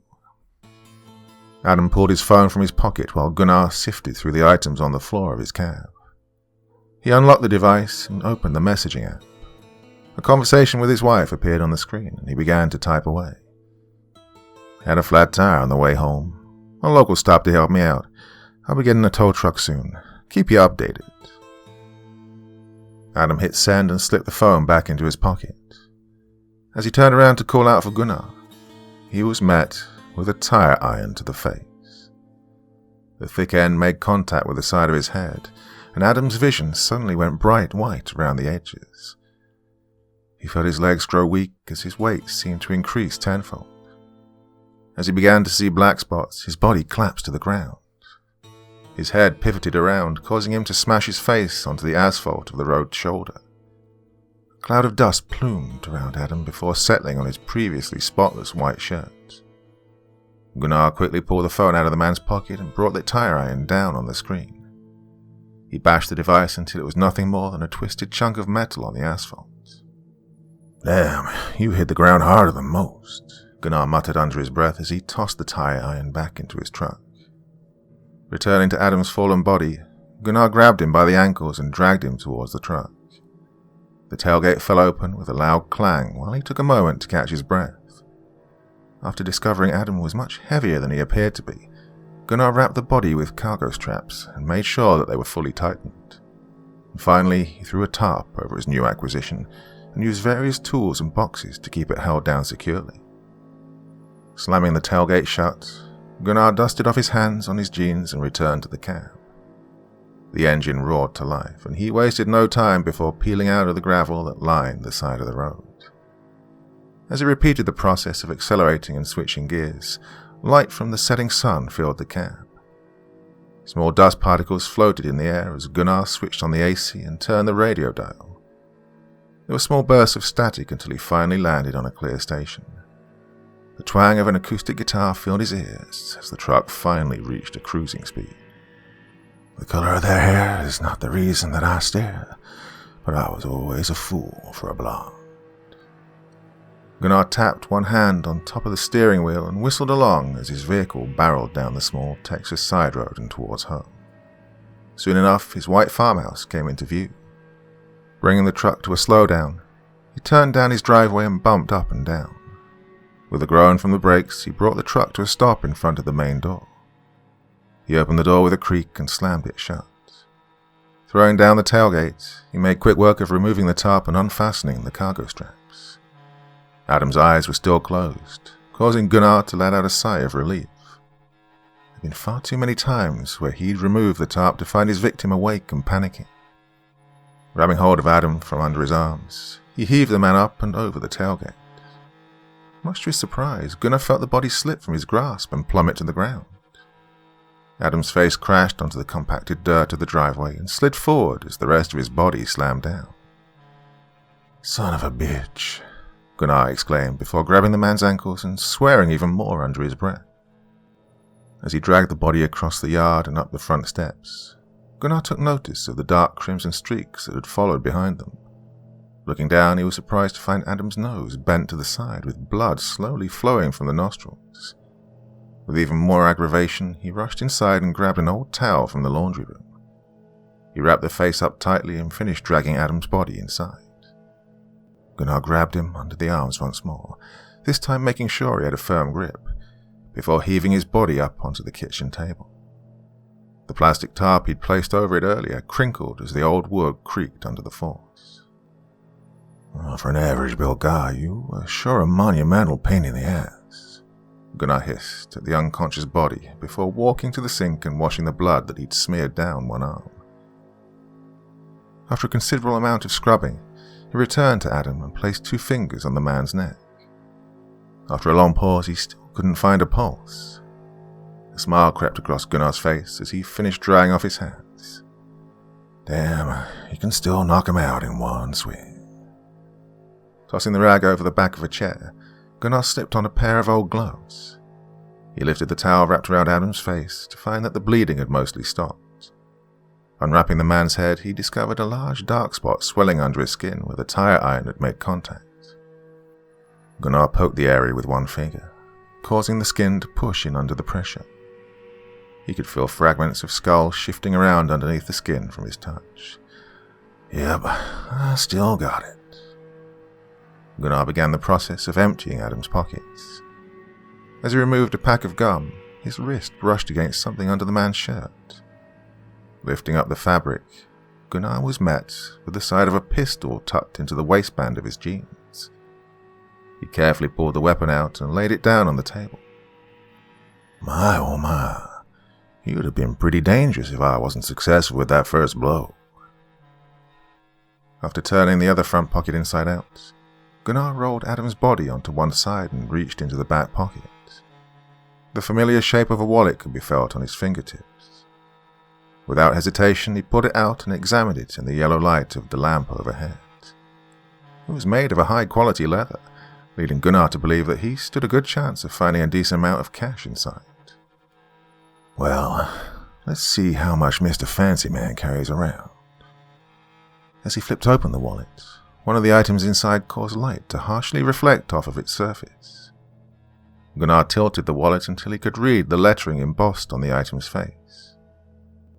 His blood ran cold, and he could feel his limbs begin to tremble as he read the wording on the badge. Waco Police Department. The wallet slipped from his grasp and fell to the floor. The wallet made contact on the hardwood boards, causing a loud thud to echo throughout the kitchen. Gunnar felt his legs begin to weaken, causing him to stumble backwards. He grabbed onto the edge of the sink with a death grip as he attempted to steady his breathing. A ringing began to fill his ears, while his vision blurred. He immediately shook away the sensation and bolted for the phone on the opposite wall. Throwing his body against the aged wallpaper, he ripped the handset from its hook. Gunnar used a shaking finger to punch in a number. As the line buzzed with distortion in his ear, he could hear his heartbeat echoing as well. After a few rings, there was a click, and a familiar voice crackled through the ancient speaker. "Hey, Gunnar." "Coop," he spoke with trembling words. "I think we have a problem." In just under half an hour, the familiar rumble of Cooper's truck could be heard pulling up Gunnar's driveway. A door opened and slammed shut. This was followed by the sound of footsteps approaching the front door. "Just stay in the truck," Cooper called to Andrew as he bolted across the front lawn. Gunnar was standing in the doorway with his gaze pointed down at the ground.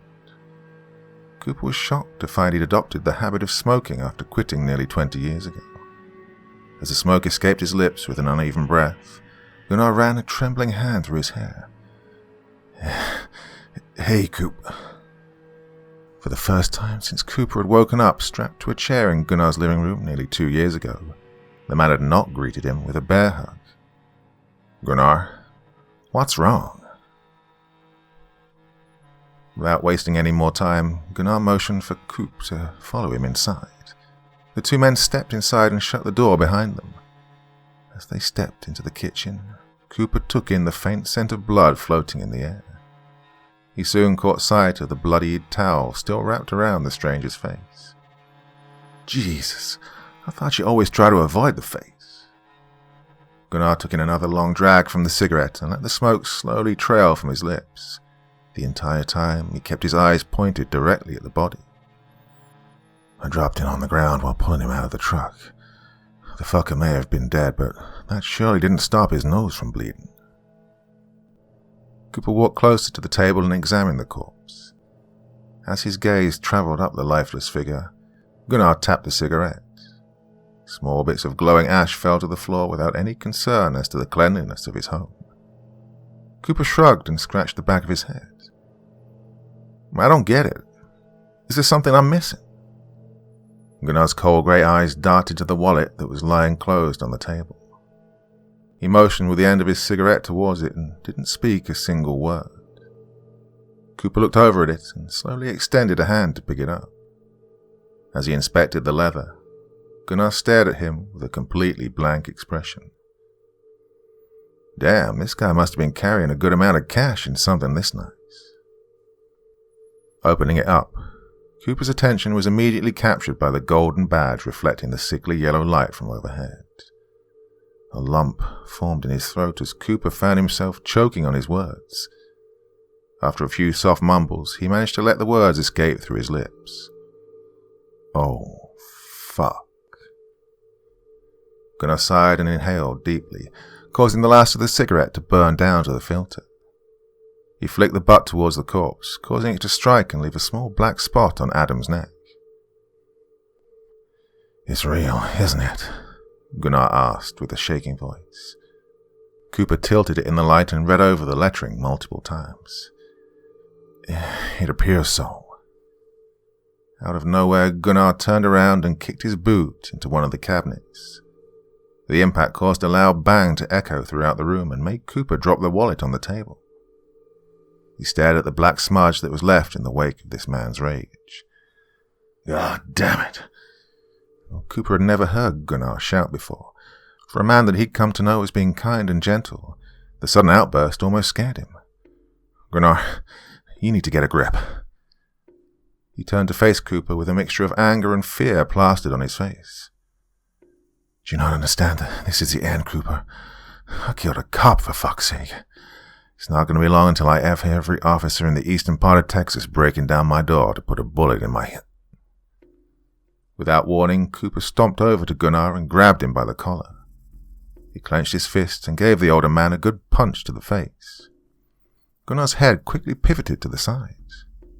His lips split open, causing a light trickle of blood to begin oozing from the small laceration. Cooper pulled his gaze back at him and shook him by the shoulders. I'll be damned if you start freaking out on me. You're the one that taught me to always keep a level head when situations arise, and now is hardly the time to show me otherwise. Gunnar rubbed his jaw and leaned back against the sink. Thank you, Cooper. I'm sorry to lose my better judgment like that. Cooper sat on the edge of the table and let out a breath of frustration. Pinching the bridge of his nose, he inhaled and kept his gaze pointed down at the floor. Where's his phone? I crushed it to pieces on the side of the road. What about his car? It should still be sitting abandoned with a flat tire. Cooper looked Gunnar dead in the eyes. There was a moment of silence between the two of them before Cooper spoke once more. Were there any cameras? Cameras? Gunnar asked with confusion. I'm assuming you only targeted him because you had no idea he was in an unmarked patrol car. Almost all of them have hidden cameras, but some are more noticeable than others. Did you happen to see any? If I saw a fucking camera, do you think I would have crushed his skull in? Gunnar asked sarcastically while motioning a bloodied hand towards the corpse. Cooper glanced over at the motionless body and stared at it. The sound of cicadas chirping outside drifted in through the mesh front door and into the kitchen. As he gathered his thoughts, Gunnar grabbed a small rag hanging from the back of a chair and put it to his lip. We need to go back, Gunnar. Come again? I said, we need to go back. Cooper repeated with a newfound tone of authority. "If there was a chance you were captured on camera, we need to go pull the SD cards and destroy them." Without another word, Cooper jumped to his feet and walked towards the front door. Gunnar did not hesitate to follow closely behind. As the men stepped over the threshold, they were met with the comforting cool of the night air. "Oh, beautiful night for a shit show," Gunnar muttered under his breath as they hopped into Cooper's truck. As the vehicle made its way down the abandoned back road, Cooper explained the situation to Andrew. The teen sat in silence as the details were explained to him. Gunnar would occasionally catch his gaze in the rearview mirror, causing him to feel a small amount of embarrassment for the situation he created. "Turn here," Gunnar said over the road noise. Cooper cut the wheel and brought the truck onto another seemingly abandoned side road. "It's going to be about a mile or two up ahead." As the vehicle climbed a small hill, Gunnar felt his stomach drop as the blue and white glow of flashing lights could be seen just over the top. Before he had a chance to say anything, Cooper quickly turned around. "Undo your seatbelt and get down as low on the floor as you can." Without any hesitation, Gunnar did as he was told. The man fumbled with the restraint before quickly dropping to the floor below the back seat. Just before they climbed over the hill, Andrew took the jacket by his feet and threw it over the man's form. As the truck crested over the hilltop, a short line of police cars could be seen both in front of and behind the unmarked vehicle. "Don't stare," Cooper said coldly. Andrew directed his attention back to the road in front of them. As they approached the small gathering, Cooper signaled and moved into the adjacent lane. He let off the accelerator a little bit to avoid roaring by all the policemen. Passing by, his eyes quickly darted to the side to inspect the car Gunnar had approached just a couple of hours ago. When the truck had moved past all the stopped vehicles, Cooper signaled once more and brought the truck back into its respective lane. "Did you see anything?" Gunnar asked while keeping his head pressed on the floor. "I couldn't make anything out. I didn't want to stop or slow down too much." From behind him, Cooper could hear Gunnar beginning to breathe heavily as the truck continued down the road. The three of them remained silent the rest of the way to Cooper's home. When they finally pulled into the driveway, Susan rushed out the front door to greet them. Andrew hopped down from the passenger seat and opened the back door. Gunnar sat up from his position on the floor and slowly climbed out of the truck. A glazed look covered his eyes as he stumbled forward. Susan quickly ran over and placed one of his arms around her shoulders. Andrew did the same, and the two of them led Gunnar inside. "Put on the news and see if anything's been reported yet," Cooper called from the kitchen as he grabbed a bottle of water from the refrigerator. As he placed it within Gunnar's field of vision, the man instead motioned his head towards the liquor cabinet on the other side of the living room. Cooper nodded and grabbed a bottle of brandy and a glass from the shelves. He handed them to Gunnar, who in turn set the glass on an end table. Pulling the cork from the neck with a soft squeak, he continued to take a decent gulp straight from the bottle. Gunnar did not so much as flinch as he swallowed the dark amber liquid and stared at the television screen. "And it looks like the Kingsland area is going to be getting nothing but intense sun the next few days," the weather girl said with a chipper tone. Gunnar took another sip from the bottle as Cooper sat down on the couch next to him.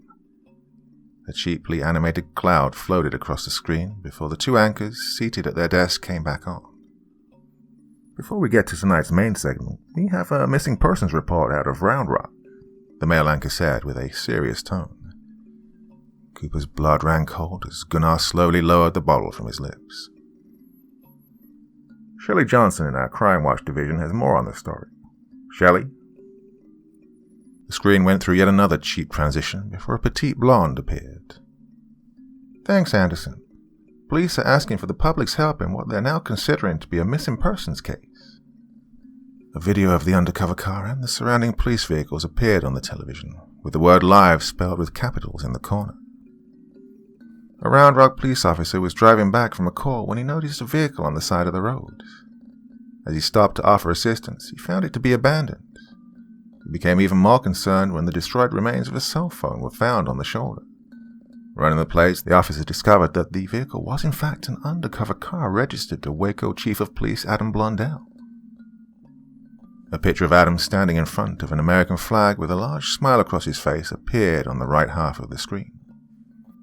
While deputies soon arrived on the scene, investigators were able to pull some footage from the hidden cameras on both the front and rear of the vehicle. Cooper heard the bottle of brandy crash to the floor and shatter into small fragments. The liquid pooled on the hardwood floor at Gunnar's feet as small bits of glass scattered across the living room floor. Unfortunately, the lens of the rear-facing camera was partially obscured by road grime. However, investigators were able to pull audio and a slightly distorted screenshot from the video. This screenshot contains what they claim is the clearest view of the now wanted suspect. Adam's portrait was soon replaced by a smudged photo with an audio sound wave below it. As Gunnar's voice could be heard through some distortion, Cooper stared at the image on the screen. Part of Gunnar's face could faintly be made out through the smudge that took up a considerable portion of the image. Authorities suspect foul play as part of the audio also appears to contain an assault on Chief Blondell. However, we will not play that on air. This has led Round Rock police to heavily suspect foul play. A red pickup truck, estimated to be from the early 80s, was also captured on the front-facing camera. However, the vehicle did not have any license plate to identify it. The image of the sound wave disappeared and was replaced by a screenshot of Gunnar's pickup truck and another photo of Adam posing with a woman. The two of them were holding a baby wrapped in a light blue blanket.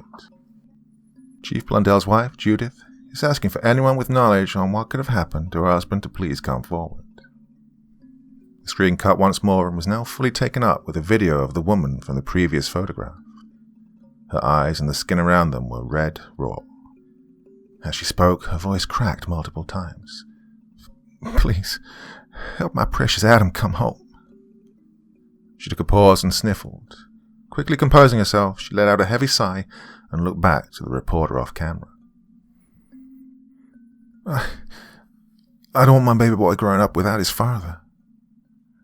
As Judith spoke the last few words, the minuscule shred of self-control she'd managed to hold onto had slipped away. She completely broke down, causing the camera to cut off her heaving sobs. "We once again ask the public to assist in identifying this man." The blurred photo of Gunnar came back up onto the screen, along with the audio clip of his voice. "He's wanted by police and is now considered the main suspect in the disappearance of Chief Adam Blondell." Cooper slowly turned to find Gunnar's eyes glued to the screen. As the segment cut to the next story, his gaze remained unblinking and focused. "Gunnar," Cooper asked while placing a hand on his shoulder and slightly shaking the man. "I don't feel so good." Before Cooper could ask him to clarify, Gunnar leaned forward and heaved. Vomit soon spewed from his mouth and into the puddle of brandy still at his feet. His body began to pitch forward, causing Andrew to jump from his chair and help Cooper push Gunnar's body back. His head tilted back, causing his gaze to point directly up at the ceiling. A mumble escaped his lips, but no one in the room was able to make out what it was. "Is he drunk?" Andrew asked. "No," Cooper responded while running to the kitchen and grabbing a bag of frozen peas. As he placed it over Gunnar's forehead, he reached down and grabbed hold of the man's trembling hand. "He's just scared." "Should we be?" Andrew's question left Cooper without an answer. He continued to hold Gunnar's hand while a news story softly played in the background. Gunnar's eyelids fluttered before his vision blacked out and he slipped into unconsciousness. In what seemed like no time at all, his eyes opened to the harsh rays of morning sun streaming in through the living room windows. The smell of fresh coffee filled his senses just before his temples began pulsating. Reaching up and grabbing hold of his head, the man let out a pained groan. "You're gonna want this." Gunnar looked up to find Cooper standing beside the couch. A mug of steaming black coffee was held in his outstretched hand. "Thanks, Coop," Gunnar mumbled while taking the mug. Cooper sat down in a chair across from the couch and let out a heavy sigh. "This is going to be a hard one to get ourselves out of," he mumbled while staring up at the ceiling. Gunnar remained quiet for a moment before taking another large gulp from the mug. The throbbing began to subside as his body slowly started to recover from the night before. I'm honestly not sure if we'll be able to, Coop. Gunnar took in a deep breath before finishing off the coffee and resting the mug on the adjacent end table.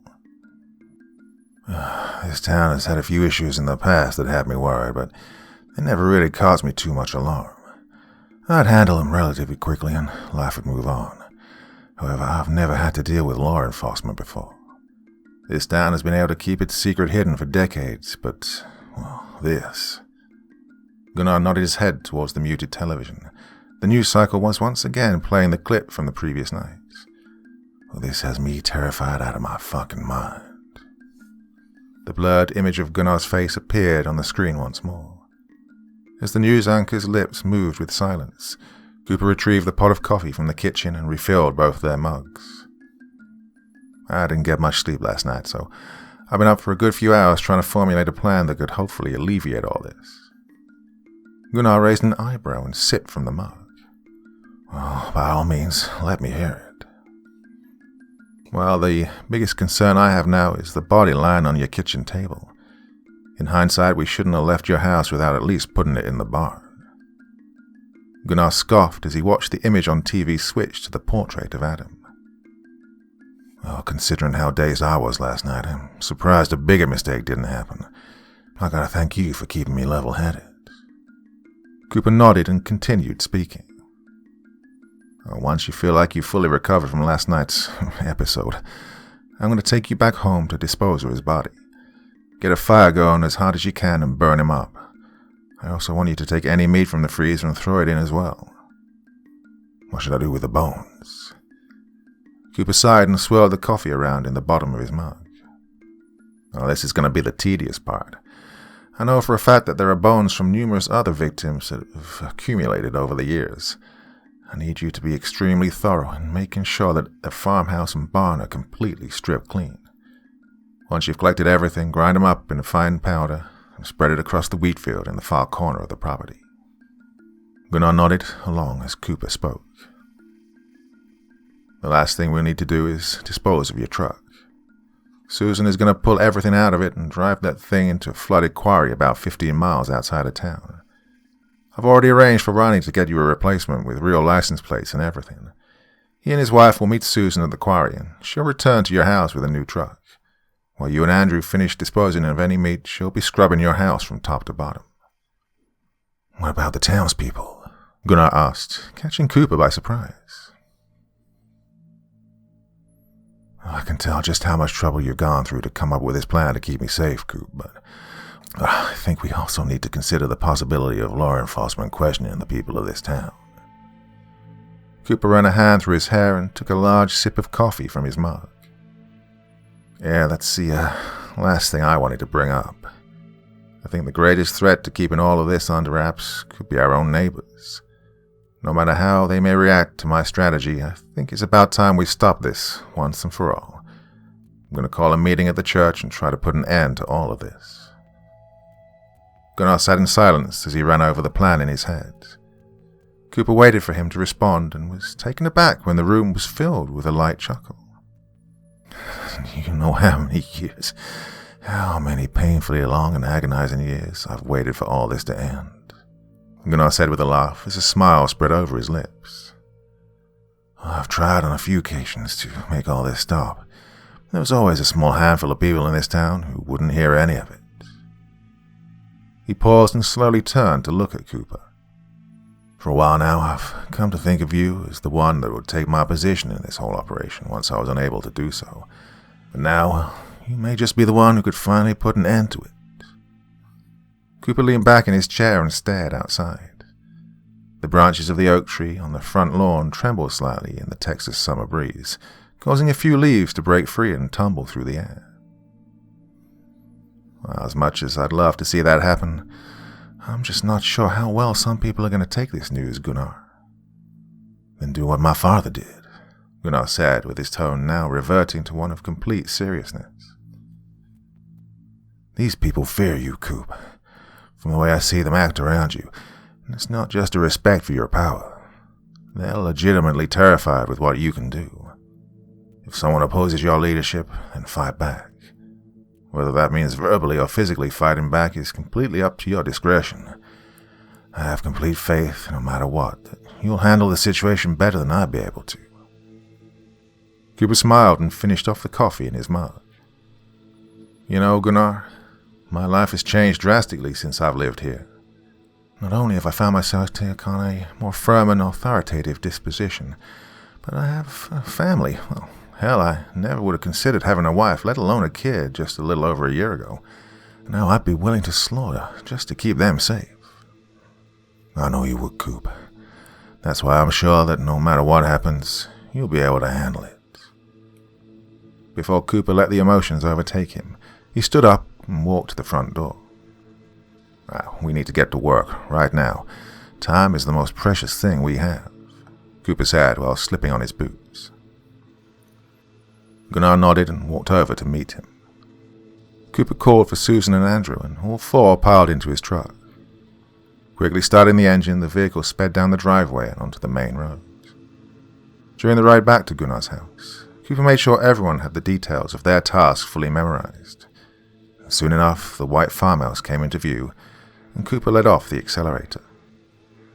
As the truck rolled to a stop in front of the home, Andrew had already flung open his door. He and Gunnar rushed out and bolted for the front door. The screen door slammed behind them while Susan climbed down from her seat. Cooper rolled down the passenger side window and called to her. Ronnie said he'll be at the quarry in about half an hour, so you don't have too much time to clean out Gunnar's truck and get down there. You sure you're comfortable jumping and rolling from a moving car? Don't you worry about me. Just make sure you keep this town from going under. Susan leaned through the window and gave her husband a kiss before passing a hand down his cheek. I know how some of these people can be, so promise me that you'll take care of yourself. I'll make sure to stop them before they even have a chance of trying anything, Cooper said with confidence as he patted the firearm strapped in the holster on his belt. With one final smile, Susan started towards the barn as Gunnar finished backing the truck inside. As Cooper drove off, he watched in the rearview mirror as she shut the barn doors. A small trail of smoke from the fire Andrew had started floated through the air while Gunnar ran back to join him. God, I hope this works, Cooper muttered under his breath. He turned up the radio to drown out his own thoughts and made his way towards a small church in town. When he finally reached the building, he noticed that almost everyone in town had already arrived. The last few people walking up the old wooden steps and through the doorway. Cooper brought the truck to a halt and killed the engine. Shoving the keys in his pocket, he quickly ran across the grass and bounded up the steps in a single stride. As he ran through the doorway, the heads of everyone sitting in the pews turned to look at him. All the chatter ceased, and an eerie silence hung in the room. Not knowing what else to do, Cooper folded his sunglasses, slid them on the neck of his shirt, and walked towards the front of the room. Stephen, close the doors and keep a lookout for anyone driving up, he said, without any tone of politeness. The man he addressed did what he was told and slammed the oak doors shut. Cooper walked up the 2 steps that led to the altar before turning around to face the crowd. He let out a sigh and sat down on the top step. Well, we don't have time for bullshit, so I need to know something. Am I correct in assuming that everyone here knows what happened yesterday? No one in the room spoke. Instead, they just all nodded their heads.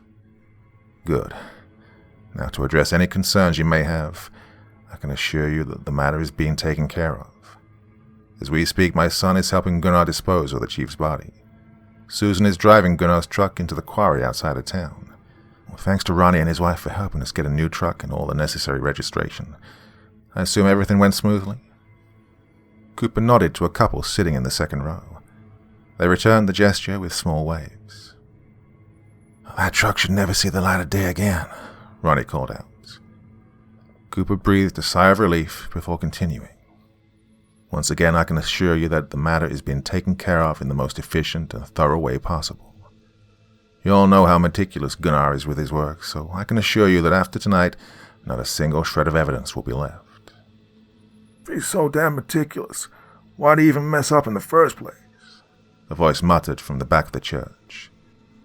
Cooper immediately shifted his gaze in the direction of the voice. A few eyes darted to look at a man sitting next to them. He stared at Cooper without any remorse for his statement. What was that? Cooper asked while standing to his feet. Everyone in the church watched with dread while Cooper slowly stepped in the man's direction. Stopping in front of the man at the end of the row, he stared down at him with a blank expression. Care to repeat yourself, Jack? Jack looked away from Cooper's gaze before speaking. If he's so careful like you say, then he shouldn't have messed up in the first place, he said while staring down at the floor. Cooper scoffed and turned away. He shook his head from side to side before looking back into the pew. You know what? You have some real fucking nerve talking about Gunnar like that. Jack sat in silence and refused to look at Cooper. The church was dead silent for a long time before Cooper decided to speak again. You know, if you're going to insult my good friend behind his back, then the least you could do is look me in the fucking eyes, Cooper screamed while bending down to Jack's ear. The man tensed up as Cooper's booming voice left a soft ringing in his ear. Cooper turned away and began walking down the center aisle. Sometimes I wonder if you people fully appreciate just how much Gunnar has done for this town. As much as he's wanted to stop this, you still persist. If you wanted to stop, then you should have told us, another voice called out. Cooper turned to face where the comment had come from. A look of bewilderment spread across his face. Don't give me that bullshit. Almost every time he told one of you, he was met with the threat that you just go kill someone yourself.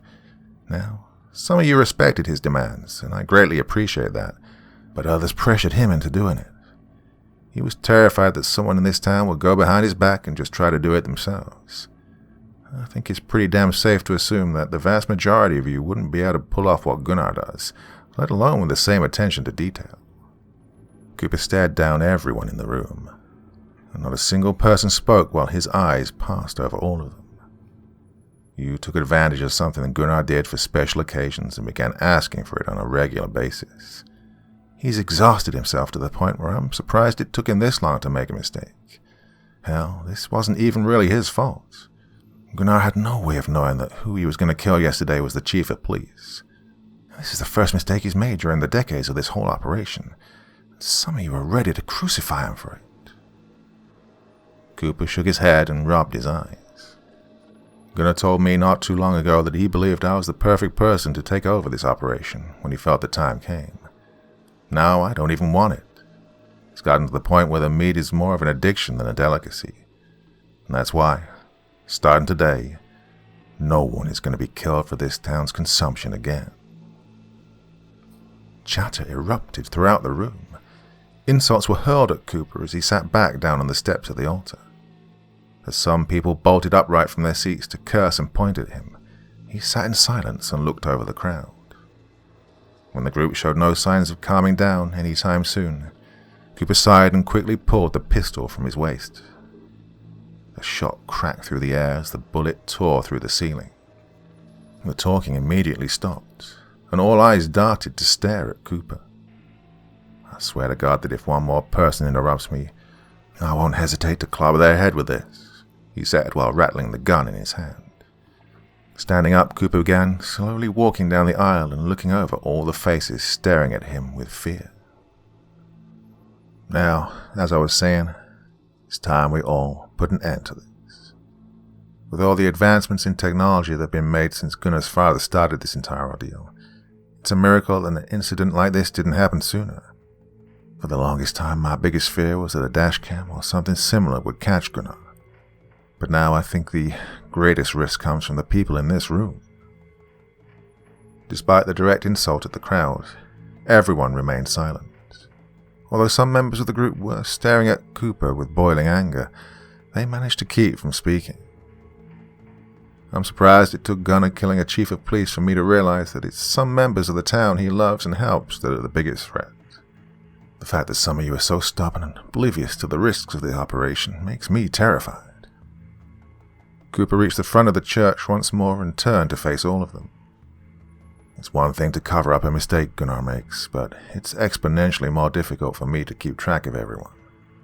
I know some of you are overly confident in your ability to kill another human being, but I can assure you that it's not worth doing what Gunnar does to test that ability. All it takes is a single mistake to bring all the officers in Texas swarming onto this town. As he looked over all the faces locked on him, Cooper remembered the advice Gunnar had given him. I'm not asking you. I'm telling you that neither Gunnar nor I will be slaughtering another human being for this town. This isn't about your personal desires. This is about the safety of everyone. I don't want my son, or any of your kids for that matter, growing up in an orphanage because their parents are rotting away in some prison for the rest of their lives. If anyone has a problem with that, then speak up. The room remained silent as Cooper scanned the faces staring at him. Just as he was preparing to stand up and leave, some scoffed from further back in the room. His eyes darted around to find Jack rolling his eyes and lightly shaking his head. You know what? I fucking tried being reasonable, Cooper yelled while jumping to his feet and walking down the aisle with footsteps that thundered and shook the floor. Frozen in fear, Jack gawked at Cooper as he came in front of him and grabbed the man by his hair. Cooper ripped Jack from his seat and sent him crashing to the floor. The man yelled out as he was dragged towards the front of the church.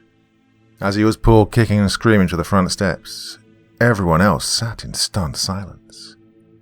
Cooper stopped at the first step and brought Jack's face crashing down onto the wood.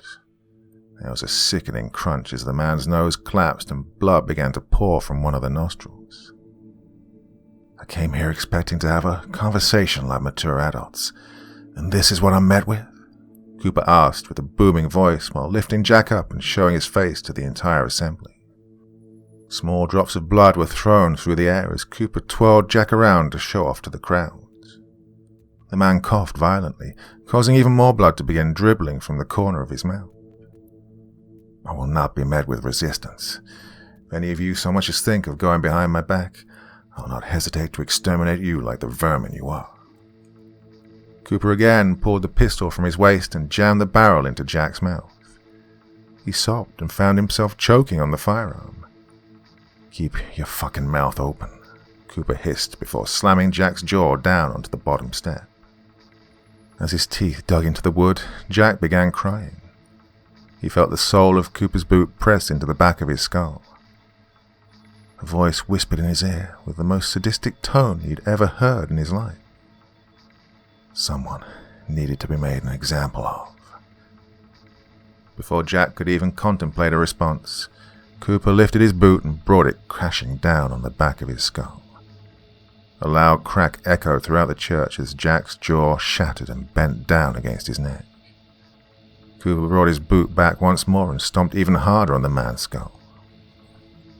He repeated the process a couple of more times until he felt the bone collapse under his foot. The head tilted back to an unnatural angle as Jack's spinal cord snapped and his body went limp. With his chest heaving from deep breaths, Cooper bent down and grabbed hold of the now bloody clumps of hair.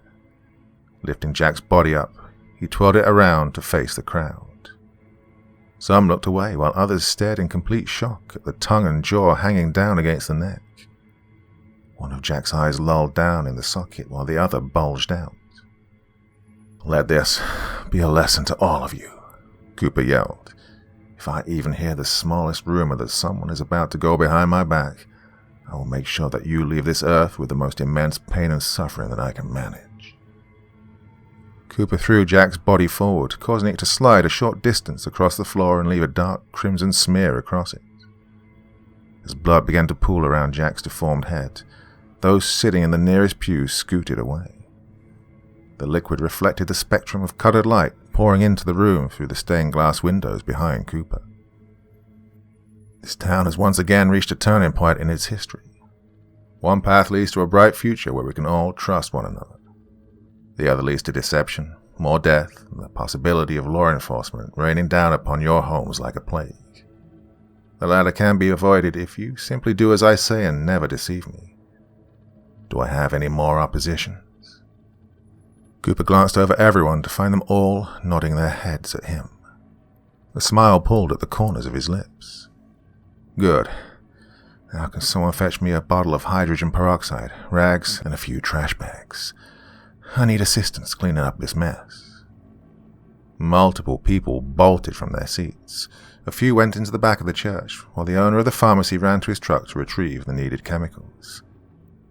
Cooper sat back down on the top step. Using the back of his hand, he wiped the small drops of his blood from his face and stared down at Jack's body. Ronnie soon appeared by his side, with his head shaking. "It's a real shame the guy had to go," Ronnie let out as two women appeared from behind the altar with trash bags. "Yeah, well, he was pretty arrogant," Cooper let out, with a hint of amusement. "I never really liked the poor son of a bitch." Cooper spent the next few hours supervising the cleanup and speaking with various members of the town. Some showed their appreciation by explaining how they'd also felt uneasy and wanted the practice to end years ago.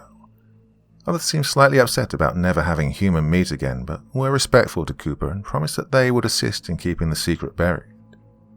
As the last spot of blood was lifted from the floorboards, Cooper tied up the bag and carried it out to his truck. He slid the cover over the bed and slammed the tailgate closed. The last few cars parked in front of the church pulled away. Cooper climbed into the cab and brought the engine roaring to life. He removed the sunglasses from the neck of his shirt and flipped them open.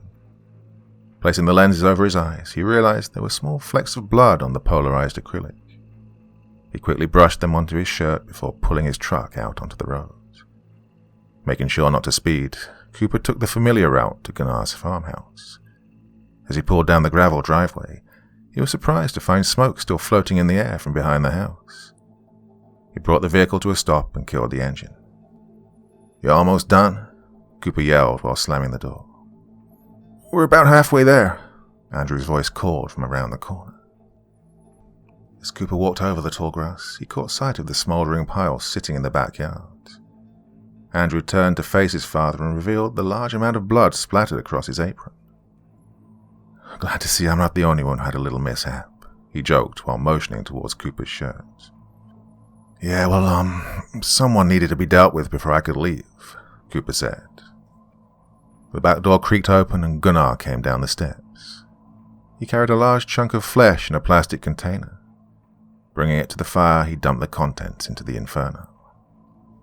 "Jesus, Cooper, wasn't expecting things to get that heated," Gunnar said as the skin on what he had just discarded began to sizzle and pop. Jack Anderson doubted my authority, so I had to put him in his place. Gunnar smiled and wiped the blood from his hands on an old rag. With a chuckle, he tossed the blood-soaked cloth into the fire. "I knew if someone questioned your authority, you wouldn't even hesitate to put up a fight." Cooper scratched the back of his neck and looked back at his truck. About that, I did a little bit more than fight back. I know the two of you have had enough work dealing with Adam as it is, but there's just a little bit more we need to take care of. I'd be more than happy to give a helping hand as well." "Just back your truck up and we'll take care of it," Gunnar said while tying the strings of his apron around his back once more. "Well, you're lucky that your son has gotten good at this, or else I'd be more worried." Cooper looked over at Andrew and smiled. "Well, as proud as I am, I hope you don't feel upset for having this newfound skill and never being able to use it after today." Andrew smiled at his father as he let one of the trash bags hit the ground with a thud. "Well, like you said earlier, Dad, this is all for the best. Change may not always be pleasant, but it's what lies ahead that makes all the discomfort worth it." Cooper's cell phone rang just as Andrew finished speaking. He quickly pulled the device from his pocket and swiped the screen to answer. "Hello?" "Cooper," a voice panted out from the other end. "Mike? I thought I recognized that voice. Is everything all right?" "A caravan of Texas State Trooper vehicles is headed in your direction." Cooper's limbs went numb as the sentence echoed in his head. His lips moved to speak, but he found himself unable to. "Did you hear me?" Cooper shook his head and stumbled over his words. Yeah, I heard you. Jesus Christ, how the hell did they find out?" Andrew and Gunnar both stopped working. They stared at Cooper with bewilderment as the fire continued to pop and snap behind them. Gunnar stepped closer with a look of worry slowly growing on his face. "A couple of them came by Ronnie's shop to ask if he recognized the photo of Gunnar's truck that's been circulating on the news. He keeps a small collection of photos of customers behind the desk, and they noticed the one of Gunnar standing in front of his truck. Well, he had no choice but to hand it over when they asked to see it. Cooper ran a hand through his hair and grabbed a tuft out of frustration. His breathing was continuing to quicken while he struggled to grasp the reality of the situation. Ronnie just called me. I wanted to warn you. You probably got about 10 minutes before they get there. I'm sorry, Cooper. Yeah, it's fine, Mike. You don't need to apologize. We tried our best. Without another word, Cooper ended the call and dropped the phone back in his pocket. His eyes stared down at the ground while the world around him seemed to spin. As he slowly lifted his head to look at Gunnar, he could already feel tears forming in the corners of his eyes. Without warning, he turned round and slammed his fist against the house's siding. Oh, fuck. He slammed again, causing Susan to run out the back door and down the steps. She ran over to Cooper and placed her hands on his shoulders. She turned to look at Andrew and Gunnar for an explanation, but her son's expression explained the entire situation.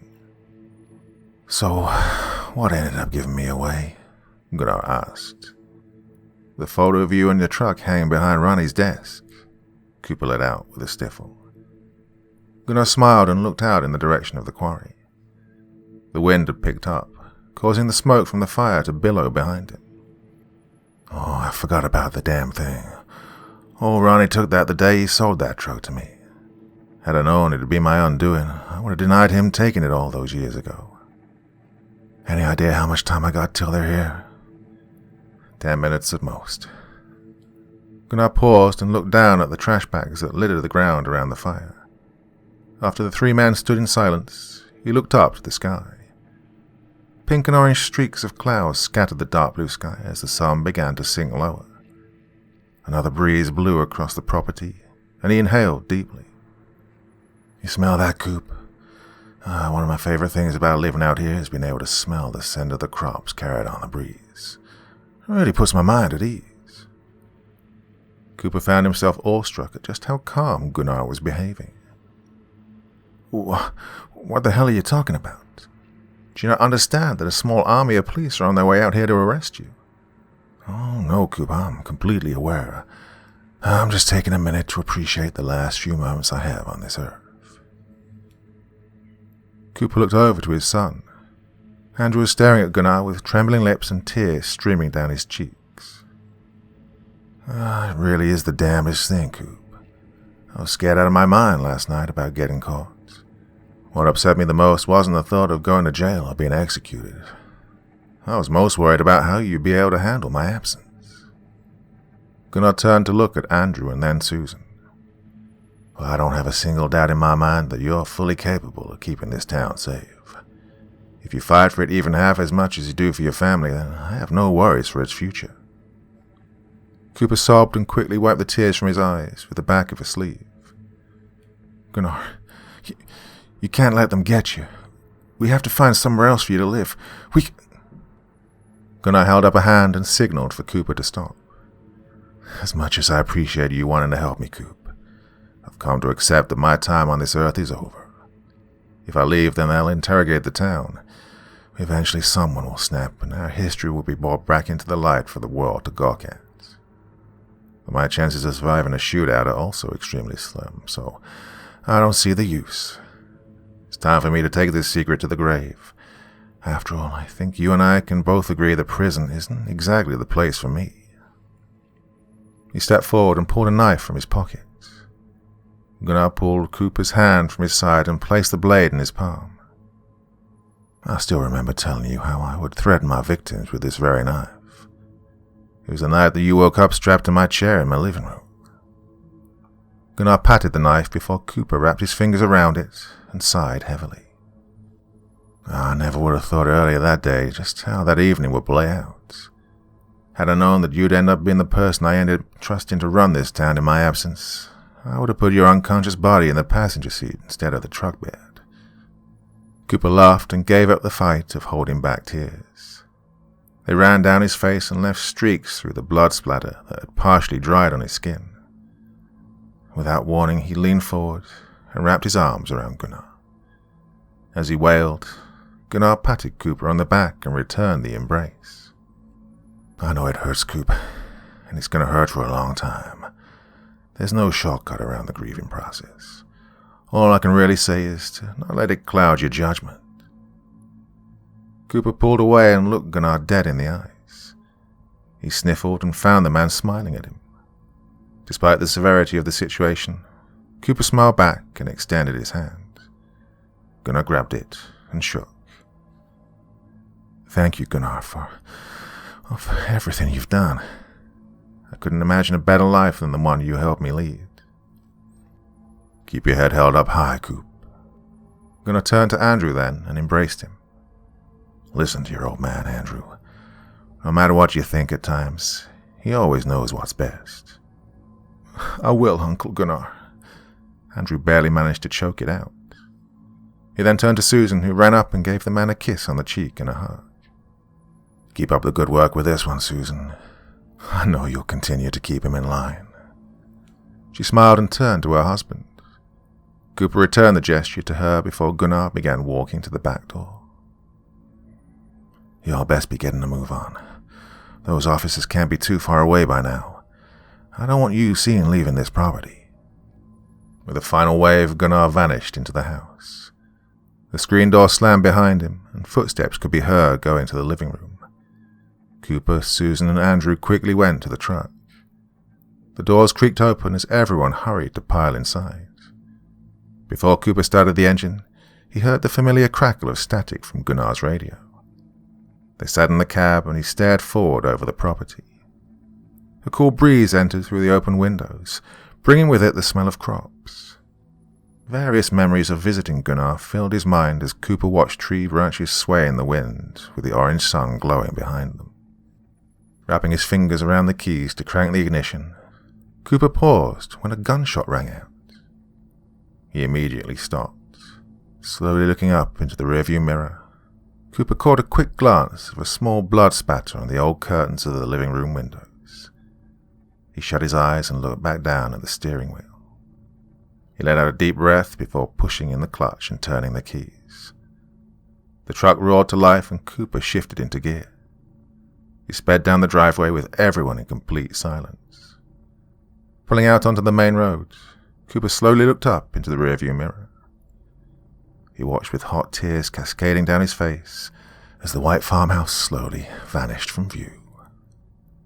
Looking back to the faded road, Cooper remained silent as the truck sped off into the Texas sunset.